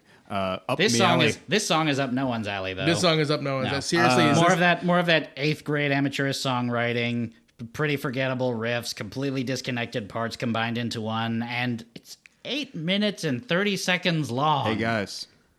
seriously, I is this like Korn? this song. What? What? Hold the phone. I can't Explain yourself, Pat. I will explain myself. This song is just, to me, objectively weird. I listen to it and it's so fucking bonkers that It is objectively weird. it's really objectively boy. weird. So it's tuned to like A flat or something like that. It's the only song of theirs in general that's tuned that low and on this record. And So I believe after this came out is when the ESP released their James Hetfield signature Grinch with a Y guitar, which was the James Hetfield baritone. Oh boy. So you could get the I mean, obviously you weren't going to get the ESP because who Right. gets ESPs? No, everybody plays the LTDs because they're made in Korea and they're cheap. Yeah. but you could get the James Hetfield Grinch and get this sweet tone of Invisible Kid. So this doesn't even sound like a baritone. It sounds like a regular guitar because every time he tries to like hit the 1 or the 3, it's always sharp or something like that. Just because it's so fucking down tuned and like the intonation will get all fucked. It might be. I'm sorry. When you were reading off the stats, is this one of the ones that they played live? No. Okay. There is no record There's of no them record. ever playing this live on setlist.fm. I mean, I know I've seen this guitar. Like, I remember seeing this guitar in catalogs and being like, "Fuck that, ugly." It's like it's the weird, stupid, like new metal-y looking. Yeah. You saw it, you know what it looks like. The weird, Yeah. ugly ESP guitar. Oh yeah. Actually, So you're really coming to bat for this song, Pat? You're really defending this? What a good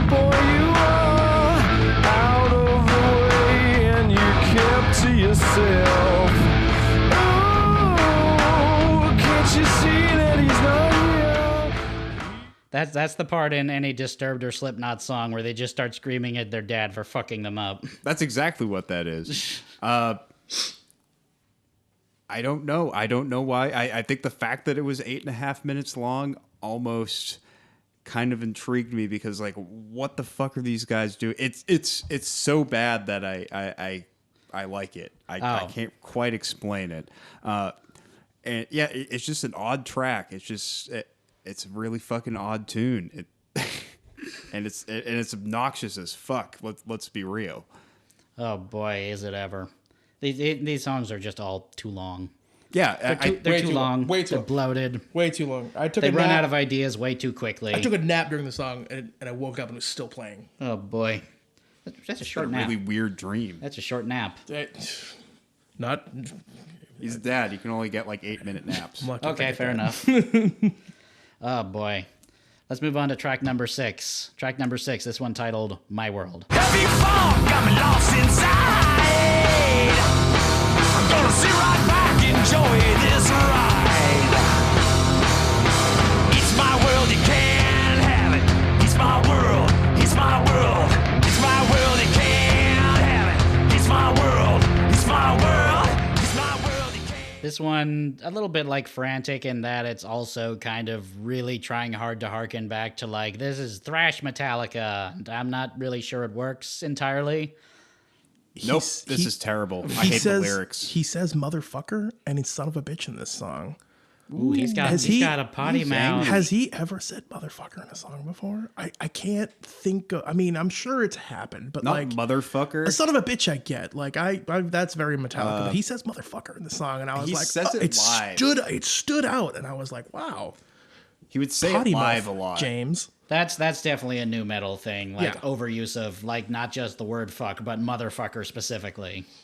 Right. That's 4 syllables right there. That takes up space that you don't have to write. Yeah. More of Hetfield's weird, like, dumb, just off the top of the dome lyrics. That, I mean, James Hetfield was never James Hetfield was never the most verbose or cerebral lyricist out there, but come on, when you've got weird shoot from the hip outbursts like, not only do I not know the answer, I don't even know what the question is. What kind of fucking Zen Cohen bullshit is that? Or when he just starts repeating, It's a little embarrassing. or when he just starts repeating, God, it only feels like it rains on me over and over. More of that poor me new metal shtick. Do you please Does Shirley Manson know that he's ripping off her stuff? please tell me you've isolated the suck yeah in it. Did you didn't? Okay. I all did right. not. I really 'Cause should have. That stood the fuck out. Sucker! Yeah, there's all sorts of little ad-libby things that he's doing, and it the vocals in general they're bone dry and like really up front. So, and even the backing vocals, they're not doing anything too. I think there's like maybe only a few examples of like double track vocals or any sort of processed vocals on this record. No overdubs. No overdubs. No overdubs. You know what? I have to say though, you can actually hear the bass on this track.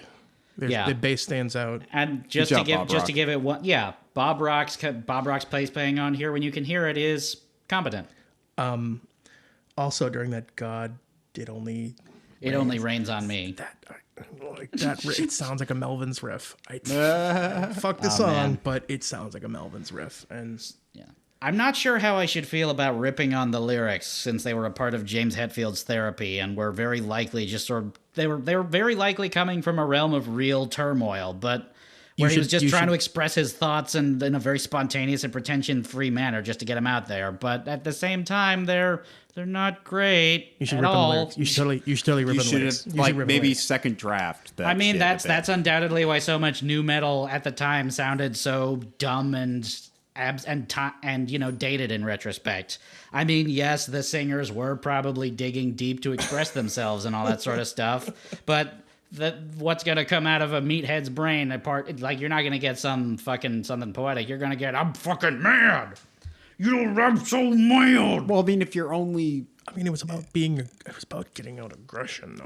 Guess what? You can sing about other things than just getting out aggression. If you're only singing about one thing, like your lyrics are going to sound one-dimensional, and that's the problem. Is that he's only really singing about his therapy on this record. I feel like that was new metal, and this is Metallica's attempt at new metal, but I feel like in general, like aggressive music is. I like aggressive music. I always liked aggressive. Even when I didn't listen to metal, I've always liked aggressive music. Oh, sure. But I feel like a lot of like new metal is misdirected aggression. It's like they don't know. They're not angry and they don't know what they're really angry about. It's not self-aware. It's not self-aware. And like, what was cool to me about like punk rock and like, you know, or like original like 80s hardcore, like, you know, like Minor Threat and shit is it had a direction but it wasn't, I don't know, like it was aggression because of this, and it was like, I'm mad because of this and I'm gonna scream about it, but I'm not gonna do anything, and not, I don't know, like,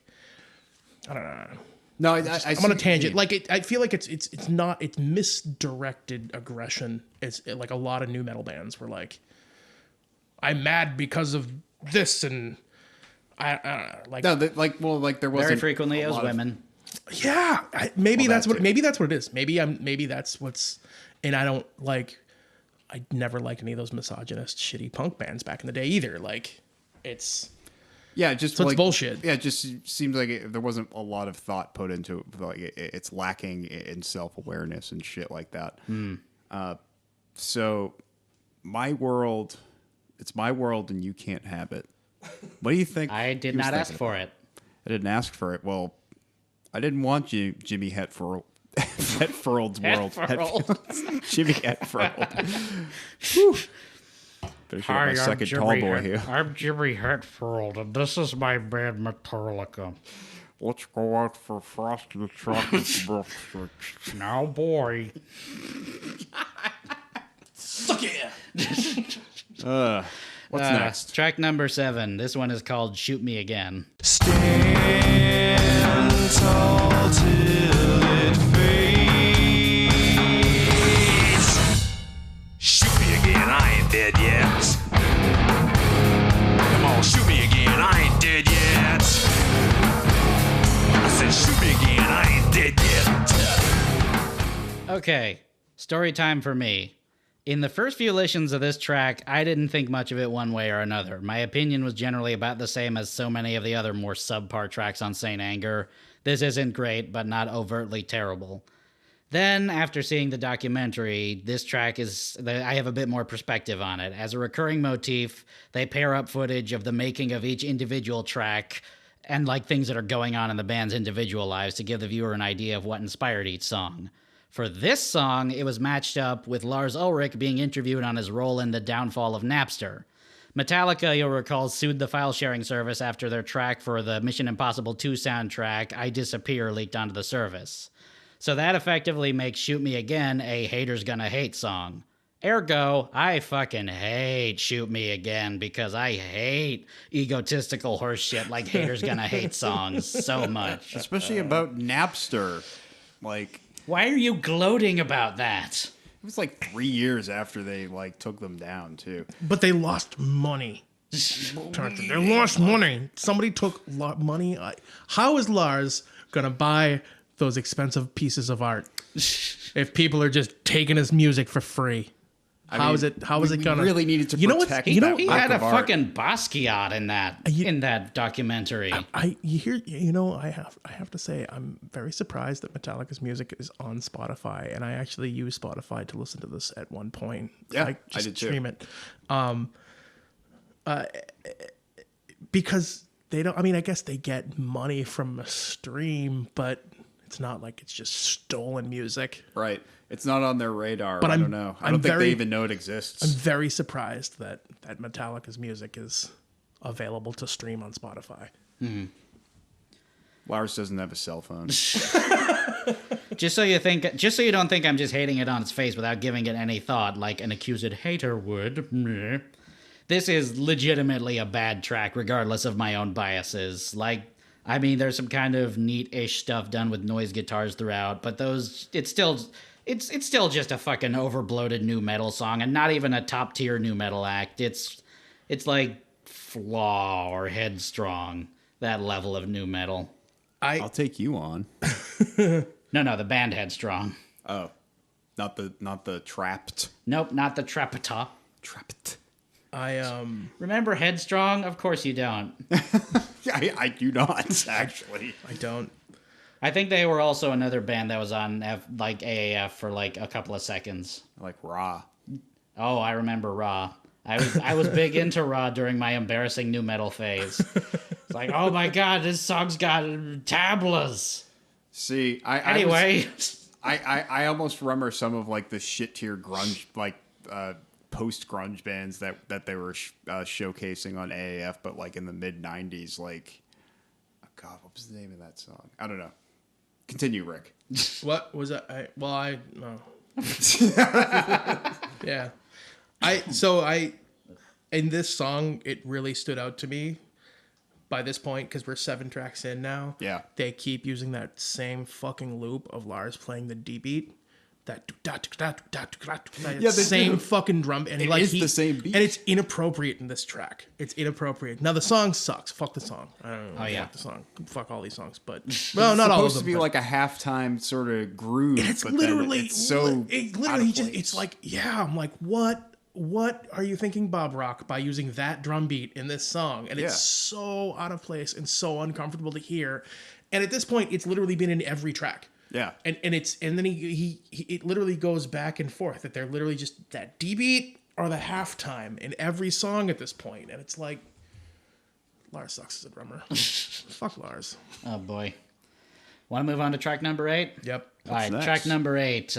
We've been alluding to this one. Track number 8, Sweet Amber. How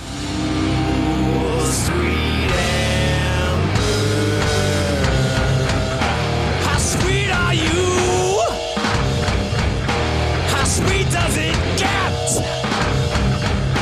How sweet are you? How sweet does it get?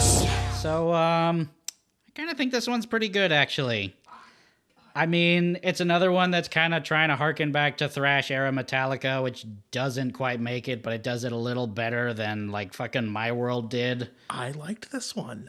It was my first impression, because the first listen I gave was just a background listen, and it stood out to me. Like I was working on some guitars and stuff, and I just had it on, just kind of in the background. It's another one that has like a riff that got stuck in my head, and it sounds like a legitimately crafted song. Yeah. So out of all this whole record just sounds like it's been slapped together a bunch of crap. Yep. This sounds like a song, and had they done this for the entire record, I would have been like, okay, like this is This is different, but I get it. I get it, and like it makes sense. I wish, and so like I was a little I'm almost like I like this song, and like it sounds good. Why didn't they do this? I also think it sounds a little bit like the 90s. I hear Load and Reload in it. I hear that rock. It's also relatively brisk at 5 minutes 27 seconds. I was gonna say it's one of the shorter tracks, right? Yeah. These guys really needed an editor. Just someone to tell them in Bob Rock to cut a part or two out, because there are no songs on this record that are under 5 minutes in length. There's only 10 songs. There's just not enough minutes. There's not enough variation on this album to justify that. So I will say, with the conversation of me coming here came up at band practice one night, Knockover City band practice, and and I was talking about like how I've had to listen to the record, and Joey, our drummer, is actually like a Metallica, like he's an early Metallica fan, loves early Metallica. Like it was one of the first bands, like it was his first band or whatever that he like really got into when he was a kid. And so we were talking about it, and obviously, no one likes Saint Anger. Some people like Saint Anger, but yeah. And I brought this up, and I'm like, Sweet Amber is actually a decent song, and they're like, no. And I'm like, no, it's decent, no, like, and so then the Nunzio, our singer, put it on, just like on the PA while we're kind of like getting ready to play or whatever, and I'm like, I'm listening to it, I'm like, yeah, and I'm like, no, I was wrong. This isn't that good. And so I think when you're subjected to the first 7 tracks of this record and how Like by comparison, Your resistance has been bared down. by comparison, because when you isolate this one track on its own and listen to it, you're like, this sounds like crap. Like, it's not good. It's just not good. It's not a good song. But when you have to listen to "Shoot Me Again" first, Jesus. and then you get to this, I you're mean, like, yeah, I oh. did just say that I kind of like this song, but I am under no pretenses that it's a good song. Yeah, by no. any stretch. In comparison, it's a decent song for Yeah. the record. I will also say the lyrics are a little less dumb too. It's though- true. No, though it's true. I will say also, if James Hetfield thought we wouldn't be able to make the connection, like, oh, the amber refers to alcohol, that he really doesn't think much I of was us. talking about maple syrup. Or that cool stuff that you find in trees. It's got bugs in it. They're billions You of guys years ever old. see that movie Jurassic Park? They found amber, or you could get dinosaurs from it. Sweet amber. What's that movie you're watching, James? Is that Jurassic Park? Yeah. But if the whole record was like this, wouldn't would've been- have yeah. been so bad. It would have been comparatively tolerable. Comparatively tolerable. Yeah. So I just want to make a quick mention of something that was also touched upon in Some Kind of Monster that might even have been even more uncomfortable than the full documentary itself. Do you guys remember the show MTV Icon? Mm-hmm. It was a very short-lived series of TV specials that the network put on to honor an artist that was deemed culturally important. Yeah. It would include like tribute performances, testimonials, and biographical films about the band or artist being honored that, funnily enough, just so happened to coincide with the release of a new album from them. Coincidentally. I did not. I do not. I remember this. I do They not remember this. in 2001 they did one for Janet Jackson to coincide with I think it was like a self-titled out. 2001 was Aerosmith to do Just Push Play. 2002 was Janet Jackson with what I think was a self-titled one. Metallica did it in 2003 for Saint Anger, and The Cure did it in 2004 for like their self-titled The Cure album. Oh yeah, that's right. The And then Deftones were on that one. And then they just stopped doing it. Yeah. But yeah, Metallica At was least on they it in ended with the 2003. Cure. That's not. They were the subject of the MTV Icon special, and to close out the show, they performed a medley of their classic songs and rolled to credits with the world premiere performance of Frantic. Oops. The reason I bring them up, however, is because in order to get to MTV, Metallica collected in order to get to Metallica, MTV collected a truly perplexing lineup of unconnected musicians performing random Metallica covers. I remember this. Here's who was on the bill. Some Strap in. 41 performed a medley of For Whom the Bell Tolls, Enter Sandman, and Master of Puppets. No. Yes. Stained performed Nothing Else Matters, acoustically. Of course. Wait, here's one of the best parts. Avril Lavigne No. performed Fuel. Oh. Of course you did. Snoop Dogg performed Sad But True. Oh, I remember that. I remember seeing I need that. to hear that. You need to hear I that. need to hear that. Korn performed One. And Limp Bizkit performed Welcome Home. Korn didn't do Invisible Kid. Maybe they should have. The entire MTV Icon special is up on YouTube if you want to be confused and frustrated for an Snoop hour Dogg and a half. doing Sad But True. I'm not going to play any clips from it because I want you guys to like me. I'm going to watch that. But if you really want the full effect, just imagine One Yeah. by Metallica and just go a whole bunch. Limp Bizkit doing Welcome Home Sanitarium. I remember that too. You'd think Fieldy Welcome home. You'd think Fieldy would have retuned his bass back up in order to honor Metallica, but nope, he sticks to his guns. Nope. His Drop A. his guns of making his bass sound like bike spokes. Negative mid-range. No mid-range whatsoever. We're starting to reach the end, kind of, sort of. God. Here's track number 9 of 11, so we're not really reaching the end at all. Track number 9, The Unnamed Feeling. Die a little more. Ooh, I die a little more. In the unnamed feeling, it comes alive. In the unnamed It's anxiety. The feeling has a name. It's anxiety. Oh. It's a song about anxiety. It has a name. Oh, so I had this bad feeling inside my tummy for many years, and I figured out what it was. I was just not feeling so good, and I wasn't talking about it. That's what happened. But I was drinking instead. Song is messy. Yep. Song is boring, and it's fake scary, and I don't like it. It's very good. overproduced. It's still way too long. Weirdly enough, when I first got this CD, this was the song that I liked the most on it. And hearing it this time around, I am right there with Rick. It's listless. It's listless and fucking and sloppy, and it is definitely trying too hard. Pretty sure he says uncrazy in it too. Like one of the lyrics is uncrazy. I'm uncrazy for you. Oof. That's terrible. This was the third single off the record. Only a minor success on the Billboard mainstream rock charts. Happened? How did they not make Sweet Amber a single? Don't know. They needed a ballad. This was the ballad on the album. Only a minor success on the Billboard mainstream rock charts at number 28, but reached number 3 on Denmark's Tracklisten chart, number 2 on Finland's Suomen Virallinen Lista chart, and number 1 on Spain's Pro Musica chart. Oh, good for you. So there's that. That's fun, I guess. Remind me to never go to Spain. What do they know? Yeah, Spain still has to answer for Saint Anger so many years later. I have nothing to say about the Unnamed Feeling. It's that we haven't already said. It's not a good song. It's not a good song. Yeah, I used to like it. I don't know what happened. It's not a very good song. Yeah. Glad I came around. You have unnamed feelings about it? No, I can put a name to it. It's just it's stupid.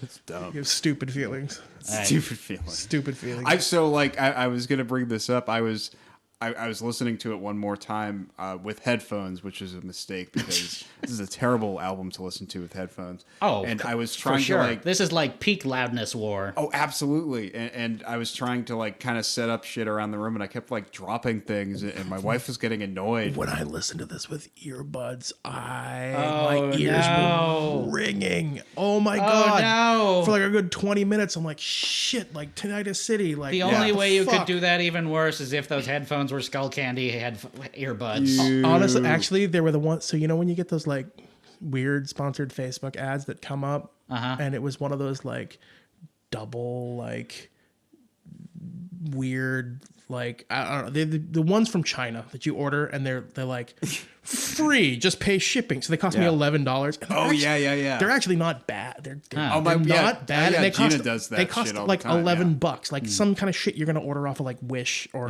like DHgate. Yeah, or you something just like pay that. for shipping, basically. Yeah, and so it was like $11, and it took like whatever 6 weeks for it to get there. Yeah, And I'm exactly. like- It takes forever to catch and then it. the package was like terrible, like Chinese, English, or whatever. Yeah. but they're actually not bad. They're not the most comfortable, but they sound decent. Like for an $11 pair of like. I'll throw $11 headphones in the trash any day. Like, Yeah, exactly. Who cares? Like, they're actually decent. But yeah, so loud. That snare drum. Oh man, My ears But ring. it was affecting my motor skills. I don't know. I was like, I was trying to like set up that curtain over there, and I kept dropping it, and I don't know. And Gina was getting really annoyed. She's like, "You're just being dumb right now." I was like, I can't help it. The music's making me feel dumb. The music is making me dumb. It's turning me into Lars. You had unnamed, I'm feeling unnamed madly feelings in about anger it. with myself right now. All right, let's move on to track number 10, titled Purify.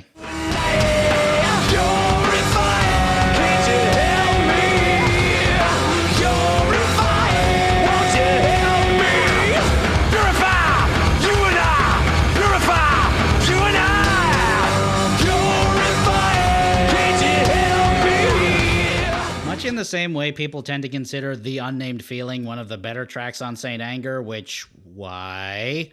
Most critics and fans tend to consider Purify to be one of the lowest points. I'm not sure if it is.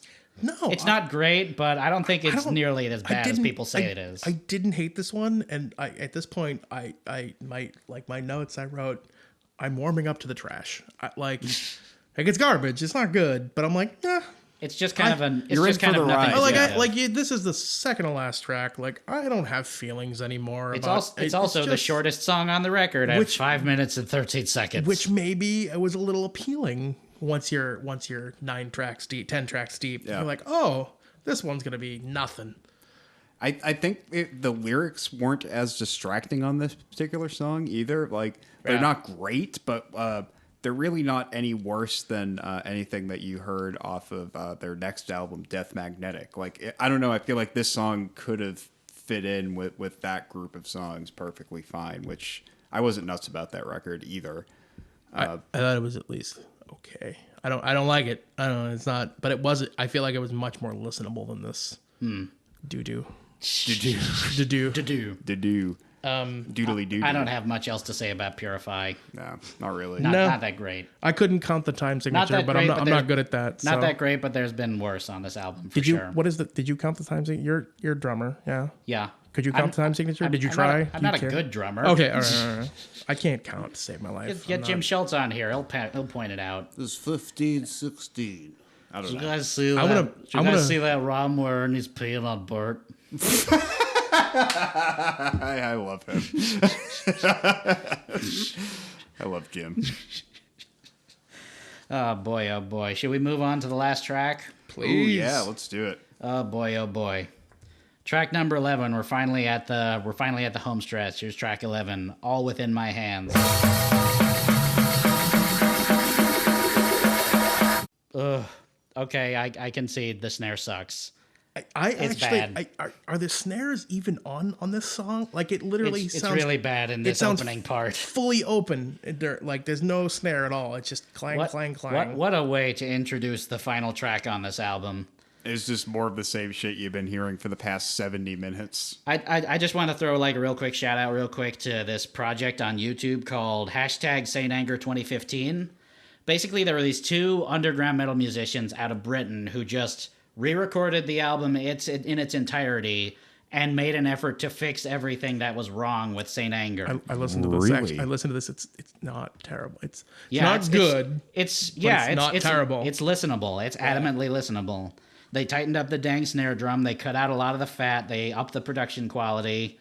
I mean, whether it was a work of genius or hubris is entirely up to you. But the reason I bring it up is like throughout the entirety of the album, like they have like a metal snare drum. It sounds like Yeah.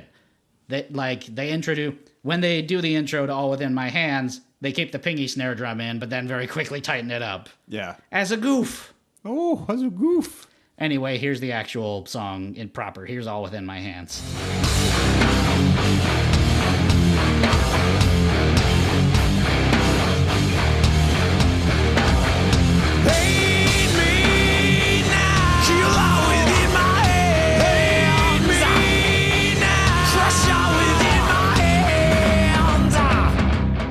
I can think of no better word to say, but oh. I mean, you picked the worst part of the song. No, see, here's the thing. Well, that's the chorus of the song. But that riff is totally like a rip of "Damn That River," the Alice in Chains song. That is Oh, a it very is. Alice Oh my Totally- god, I it's didn't realize this until you a pointed rip. it out. It's totally a rip, Oh wow. Oh, yeah. Ugh. Oh So, boy. I actually... which is a great Alice in Chains song. Yeah. It is a great song. One of their best. So the verses of this song kind of like the drum beat kind of goes in between this like super held back quarter time feel and into like a regular feel. I don't know. I actually kind of liked the verses. It's almost kind of world beaty a little bit. a little bit, and it's groovy. The verses are actually like pretty groovy in this song, and the there's like a little bit of chorus or something that happens on one of the other guitars. I don't know. There's some kind of cool guitar stuff happening. Yeah, with the verses. there is a lot of experimentation that's kind of, Yeah. worth mentioning, but at the same time it's very front loaded with that cuz Yeah. like after a while it just kind of devolves into just sort of featureless mush. I feel like At least until you get to that part where James Hetfield just goes kill kill kill kill kill kill. again, like they should have like not followed that same path that they had already been following. That section, speaking of which, I thought of this on my way over here. I totally bet that was like James Hetfield just like trying out different takes of it each time. Because like at one point he's like, kill, kill, kill, kill. And then he's like, kill, kill, kill, kill, kill. No, wait, I can do this again. Kill, kill, kill, kill, kill, Fucking kill. the cracking voice. Nope, let hurts me try my that again. feelings so much. The crack. Kill. Like, oh, no. It's really bad. I will say that the last 4 tracks of this record, this is what I noticed, like, right as the song was starting. Like, the last 4 tracks of this record are kind of not offensive. But again, I feel like I was warming up to the garbage. Like, I was like, all right, like, finish line, I can see it. Like, I have no more vitriol left within me to hate this record. Oh, no, now you're getting it. Now I'm feeling it. You're finally in. Finally. You're in James Hetfield's head. I'm madly in anger with the James record. Hetfield. That's exactly it. James Hetfield. James Hetfield. Hetfield. Ooh. Herman's Hetfield. My lifestyle is starting to determine my death style. That's the problem. Oh no, you don't want that. So here's the thing about this song that I find kind of interesting in doing some research about it. If this album wasn't just supposed to be like a therapeutic, like, oh, let's be grungy and garagey and brutal sort of stuff, this song could have turned out very, very differently. Like, here's a clip of All Within My Hands as performed acoustically in 2018 as part of a charity concert they did. Oh, yes. Here's what they did with it. All within my hands, under thumb, under to myself, and all within my hands, beware.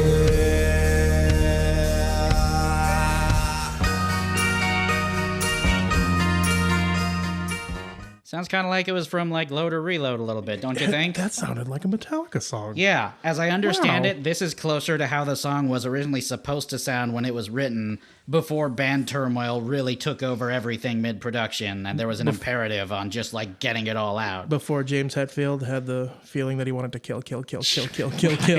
I can't speak to whether that makes it a good song necessarily, but it's definitely a more pleasant song to listen to, that's for sure. That was as far as Metallica goes, that was pleasant to hear. I mean, that was a band writing a song, and like there was discernible hooks happening. There wasn't just like gobbledygook. Just like riff gobbledygook all over. Like they're just throwing shit together. At one point during the song, maybe near the end or whatever, the guitar like cuts out in a weird way. Yeah. And it really bothered me a lot. Like, and again, like I said, like, you know, at the beginning of this, like, I like garbage, like trash. Like, Yeah. I'm down with the trash. Fix your fucking output jack. Like, what? Was that on purpose? Because it was dumb if it was on purpose. And if it wasn't on purpose, Oh, yeah, fix I'm your remembering shit. that part now, This where is- the guitar's just like... You guys it are was- using Pro Tools. You can edit this. Come on. Right. Like, again, like, it's leaving that little dull spot on the turd. You got a turd. Polish the turd. Come on. Dumb. So 8 years after St. Anger's release, Lars Ulrich did an interview with NME where he tried to justify all the myriad decisions that were taken with St. Anger, stating that it was an album recorded with the intention of hurting their listeners. When we heard the recording from beginning to end... Here's what he said. When we heard the recording from beginning to end, I felt, and it was mostly me, the experience was so pummeling that it almost became about hurting the listener. That's backtracking to me. That's like Yeah. just trying to, like, you know, justify your motivations. That's for the time. retconning your It intentions. is retconning. He also went on to say, I view St. Anger as an isolated experiment. Once in a while, as we've been known to do, we have to fuck with the boundaries. We'd already done Ride the Lightning, which I believe is a fine record. It didn't need redoing. Shut up. He compared St. Anger to Ride the Lightning. No. Nope. Make Ride the Lightning again. Make Ride the Lightning 2. You made Load and Reload. Why can't you make Ride the Lightning and Yeah. Ride the Lightning 2? Go back to 1984 to that shitty studio in the middle of Finland or whatever with Fleming Rasmussen and record Ride the Lightning again. Sneak into Dave Mustaine's house at night and steal a couple of his songs that he hasn't done anything with. that's and use right. it. Make no mistake, he wrote one of the riffs to Ride the Lightning. Nope. Hey guys! guys. Hey guys! Did you know that Dave Mustaine wrote like two thirds of Kill 'Em All? I'm every Metallica fan ever. Maybe I like Dave Guys, Mustaine because did you know that Dave Mustaine also created metal music? He invented Did it. you know that Dave Mustaine invented the guitar? I heard that Dave Mustaine's urine cures cancer.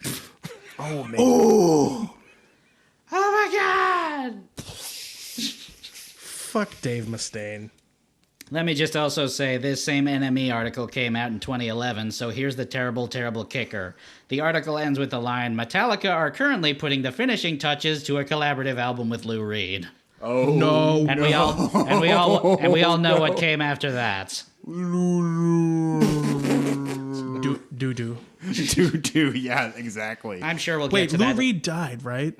Yeah. Lou Reed Yep. passed away? He died. This was like the last thing that he did before he died. Do you think his collaboration with Metallica killed him? Oh, absolutely. Could Absolutely. you, like 100%. that's That broke like his heart. That's sad, like the same level of like Raul Julia's last film was Street Fighter. Like that's that same kind of tragic. Like Damn. Well, I mean, Raul Julia's performance as M. Bison was highlighted as like the best part of that movie. It's considered like, so bad it's good at this point. Nobody thinks that about Lulu. I always liked that movie. I bought it when it came out on VHS. It's not a good movie, but I love it. Yeah. Poor boy. Lou. But you know what? We got through Saint Anger. So what do you say we get to our final thoughts? Pat, do you consider this album a worst album of all time? Great album. Do I consider Saint Anger by Metallica to be the worst album of all worst album of all time? One of the worst albums of all time. I'm going to go on record and say no. I'm going to go on record and say no. And it's weird because, man, there was such a hubbub, such a hype around this record and how terrible it is. And like just the sort of like anticipation, the delta between the anticipation and like what you actually got and that disappointment was like very drastic, and it was like very much a fall from grace from a band like you said was very so very successful, and one of like they're the U2 of metal basically. They're just like the top of the fucking heap popularity wise, and listening to it this time around, I found that it just wasn't as bad as I remember it. It's bad. It's terrible. There's awful shit, but there's also kind of I could see I understand a little more what was going on, and I don't know, there was like I could find successful moments more on this listening to it more recently than I did as a youngster, I guess. Which is weird to say.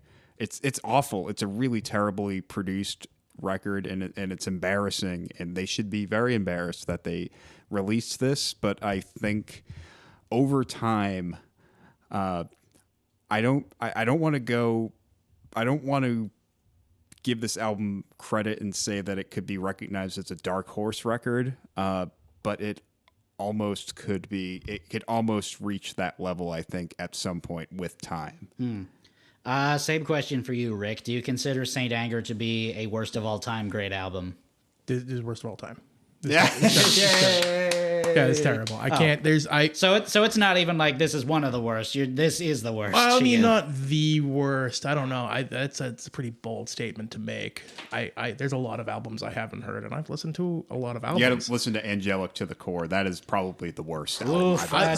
That never had a chance. I never had a chance.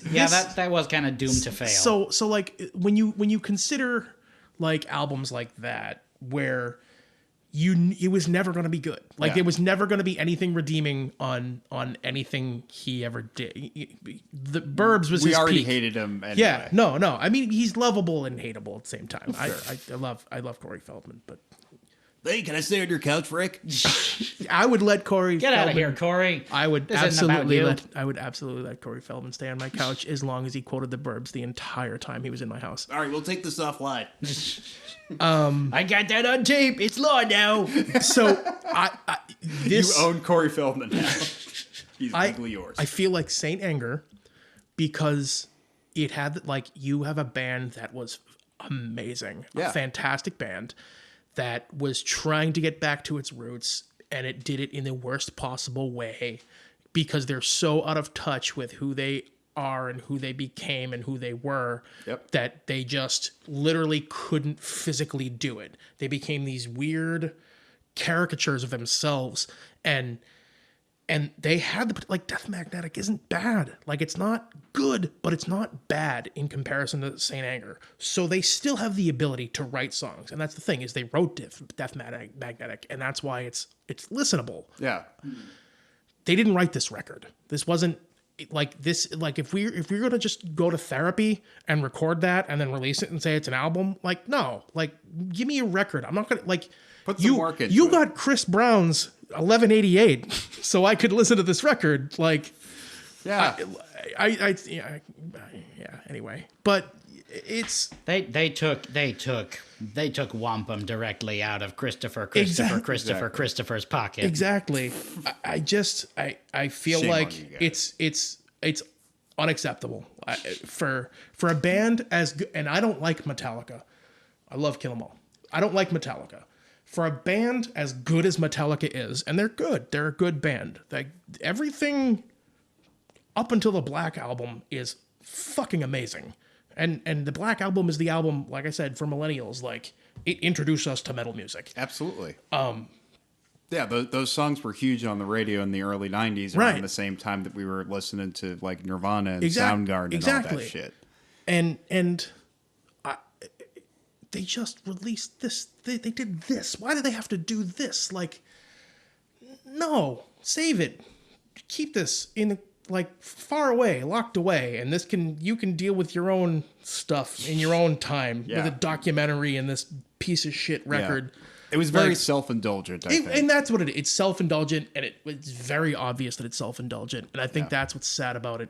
So that's why I think it's one of the most terrible albums of all time. Yeah. Me personally, I think I'm kind of in the same boat as Patrick. I'm not sure if I can call it, like, worst of all time material. I mean, Saint Anger's overlong, produced far too muddily. It doesn't have nearly enough ideas to justify itself. It's far too reliant on jamming. It's too beholden to the trends of the day to have any timelessness. But I just can't call it worst of all time because, like, it has one genuine banger on it and just a lot, like, there are some genuine stinkers on it too, but more than anything, it's just kind of, disappointing or boring more than anything. And I don't know if that's enough to really justify that sort of stuff, for me at least. I mean, like, Understandable. Understandable. as I Everything mentioned, everything that you're saying, Rick, is 100% valid, though. yeah. Oh, yeah. No, As I mentioned near the top, I personally think the load and reload years were worse.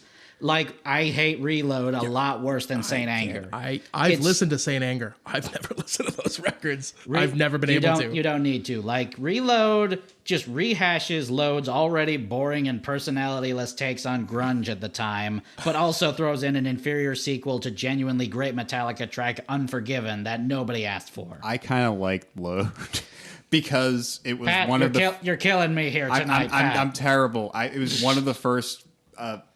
along with Master of Puppets, I got Load that when it came out in like 1996. Yeah, boy. Yeah, I'm sorry.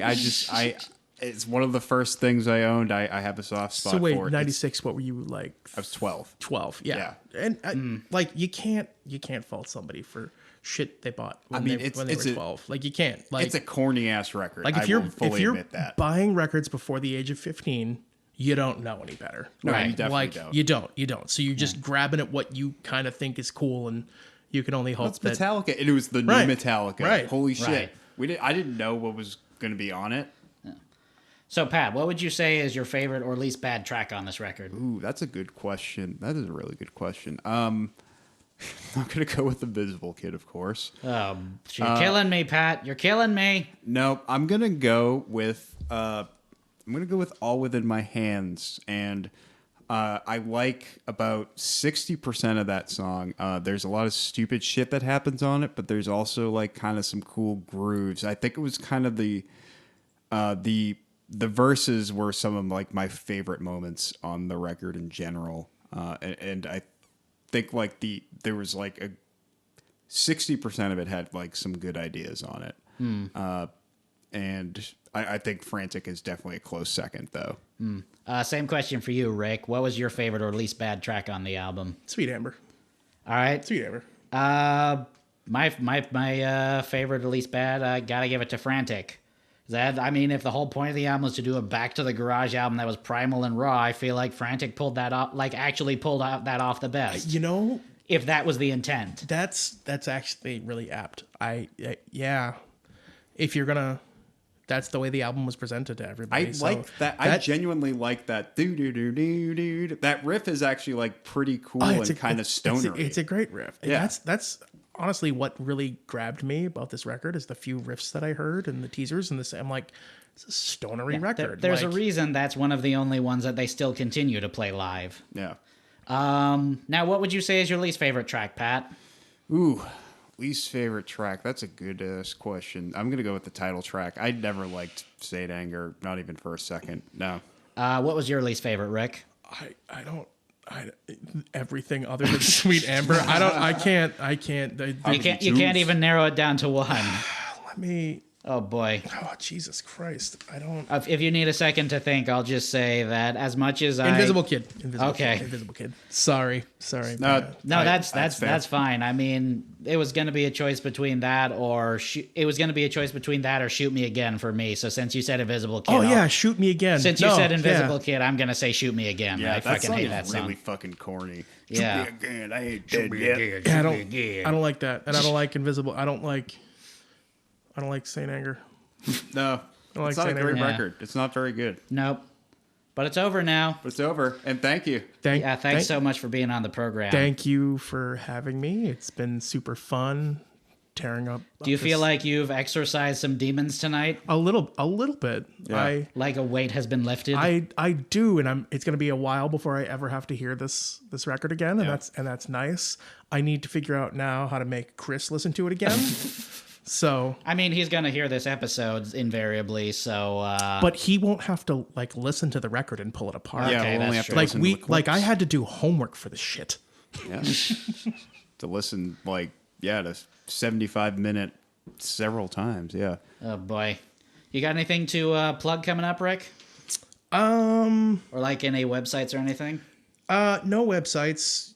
Feel free to follow me on Facebook because He shares the good memes. He's just the meme man. an eternal shit poster. My Chard Sard is my name on Hell Facebook. yeah. So look up Chard Sard. Knockover City's got some shows coming up. We're actually playing. When will this air? Probably sometime next week or so. Yeah. So if it's sometime next week, we're playing the 10th at the Worthen for the Yellowhammer Festival. Ooh, we're in the Nice. attic. And I'm really stoked about that because it's a benefit show for the Yellowhammer Fund that supports Abortion rights, I think. abortion rights in the South. In Kentucky? Is that what it is? Oh, Is that- yeah. Yeah. I don't even know what the Very fuck you're talking cool. about. But anyway, yeah. So come to that show and come pay cover and donate fucking extra money while you're there. And I don't know. Knockover City's always playing when we play all the time, so come see us. Yeah. And I guess we'll be on the lookout for that other project you mentioned. Yeah, that's not going to see the light of day anytime soon. But Okay, then we won't. but yes, yeah. What about Ochmonix with the shit that you did with Christopher years ago? Ochmonix, or is that what it's called? Ochmonix, yeah. We that's so we'd actually tried to get that back up and running again just a few years back, and we recorded a record of a bunch of stuff we never really finished when we were younger, like in our early 20s, and it took a whole bunch of we had to Saint Anger the hell out of that record, actually, and it finally came out sounding fucking boss. And, it's a great record. It took a lot of fixing on Chris's part, but it's one of the few records I've done that I can listen to and be really proud of. And that band was great back in the day, but I wouldn't say it's been my. I don't know. I'm a little sad that we released the record a couple of years ago, that was finally done, and it was so fucking good. And then we just released it because it was finally done, and we didn't have anything to do. We didn't get back together and promote it. And There were no shows or anything no, like that. yeah, and so it's fun, and I've shared it online a few times, and I listen to it, and it's still like if I'm listening to stuff on shuffle, like a song will come on, I'm like, fuck, like, I don't mean to like pat myself in the back, but I'm like, fuck, this sounds good. No, it's a great sounding record. It sounded nice, good. The guitars are fucking thick as shit. Yeah. You want to plug anything, Pat? What do we got? We got Smell's got a show coming up on Oh fuck yeah, at O'Brien's. Oh fuck yeah, when is this? That's at O'Brien's on September September. 6th. And, September 6th. Yeah. All right, I'm gonna And try we're to playing make that. with hell yeah, we're playing with The the Only Knockups, Humans. the Knockups, the Only Humans. Only Humans. Oh shit. And a fourth band that is, the name is escaping me right now. Oh Jesus shit! Now I gotta look. That up. You've played with the Knockups, yeah? One time, like I played with them for they were doing like for a while a Susie and the Banshees Yeah. cover set. I played with the them. Deep State. I played with them for the Salem show because I guess their drummer was either sick or had a previous engagement or something like that. So I filled in on drums for that, and that was a really fun show. That's right. My really really good friend Jay was nice. in that band. Like it's the old music isn't up online or whatever, but like some of their songs like he helped co-write. Like he was one of the early members of that band. Like he drummed and then he moved to guitar and yeah, like they're a rad fucking band. Oh yeah, the I love Knockups them. are great. They're- Gretchen's great. And Kat was Gretchen- on the One Hot Minute episode. Yeah, she Oh was. really? Yeah. I've known Kat forever. She was in 4 Point Restraints at one point too. Right. Yeah. She's fucking great. So yeah, it's the Deep State Knockups and the Only Humans played with Smell, and that's at O'Brien's in Alston on September 6th. Yep. Let's check it out. You guys were fucking so rad. Oh, thank when we you. played Yeah, that was together fun. That was a little such a while fun back. show. That Yeah, was so at that fun. show at You- Uncharted, rest in peace. Yeah. Oh. I know. Seriously, you guys are great. Thank you. I guess I'll plug. Just today, I released a. If you go to the Sawtooth Bandcamp, I released a remix of. It's unofficial, so be quiet about it. Of tell Billy. "Bad Guy" by Billie Eilish. Yeah. Which is a pretty good song that Justin Bieber fucking ruined by adding a shitty verse over it. It sucks. So I had this remix in the can I was gonna save for like an EP. It was like, no, this has to come out now. Yeah, no, the remix is really cool. I got Thank to you. listen to it a little bit. And earlier today. if this does come out next week, like on the 10th, I'm going to be playing percussion with Transdusk for over in Worcester at a show at the Raven.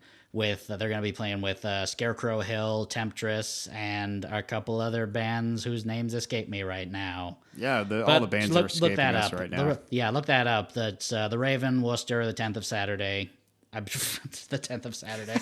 I think we Saturday need to go the to 10th. bed. Yeah. It's definitely boy. bedtime. Holy shit. Our theme song is Sunny Day by the band Froggy and the Friendship. You can check them out at froggyandthefriendship.bandcamp.com. If you got an album you want to suggest for us to review or just want to leave us some feedback or a comment, email us at jukeboxzeroespodcast@gmail.com. You can find us on Facebook at facebook.com/jukeboxzeroespodcast or on Twitter at twitter.com/jukeboxzeroes. You can find us, rate us, review us, and subscribe to us on Apple Podcasts, Stitcher, and Spotify. Or check out our archive main page at Spreaker.com/show/jukebox-zeros. Jukebox Zeroes is a production of the Zero Science Network. For more great podcasts, check out zero-science.com. That about does it for this episode. I am Lilz. I'm Patrick. And I gotta say, Patrick, it feels a little anticlimactic. This is like, this is the finale of season 2, and we don't have like, a crazy way to end it or anything like that. No. It's like, I guess so. Corey, you look like you have something you want to say. Hey guys, I'm pregnant. What? What? Oh my God! That is such a God. revelation that we won't be able to bring that to a close until the next season. Bye. Bye.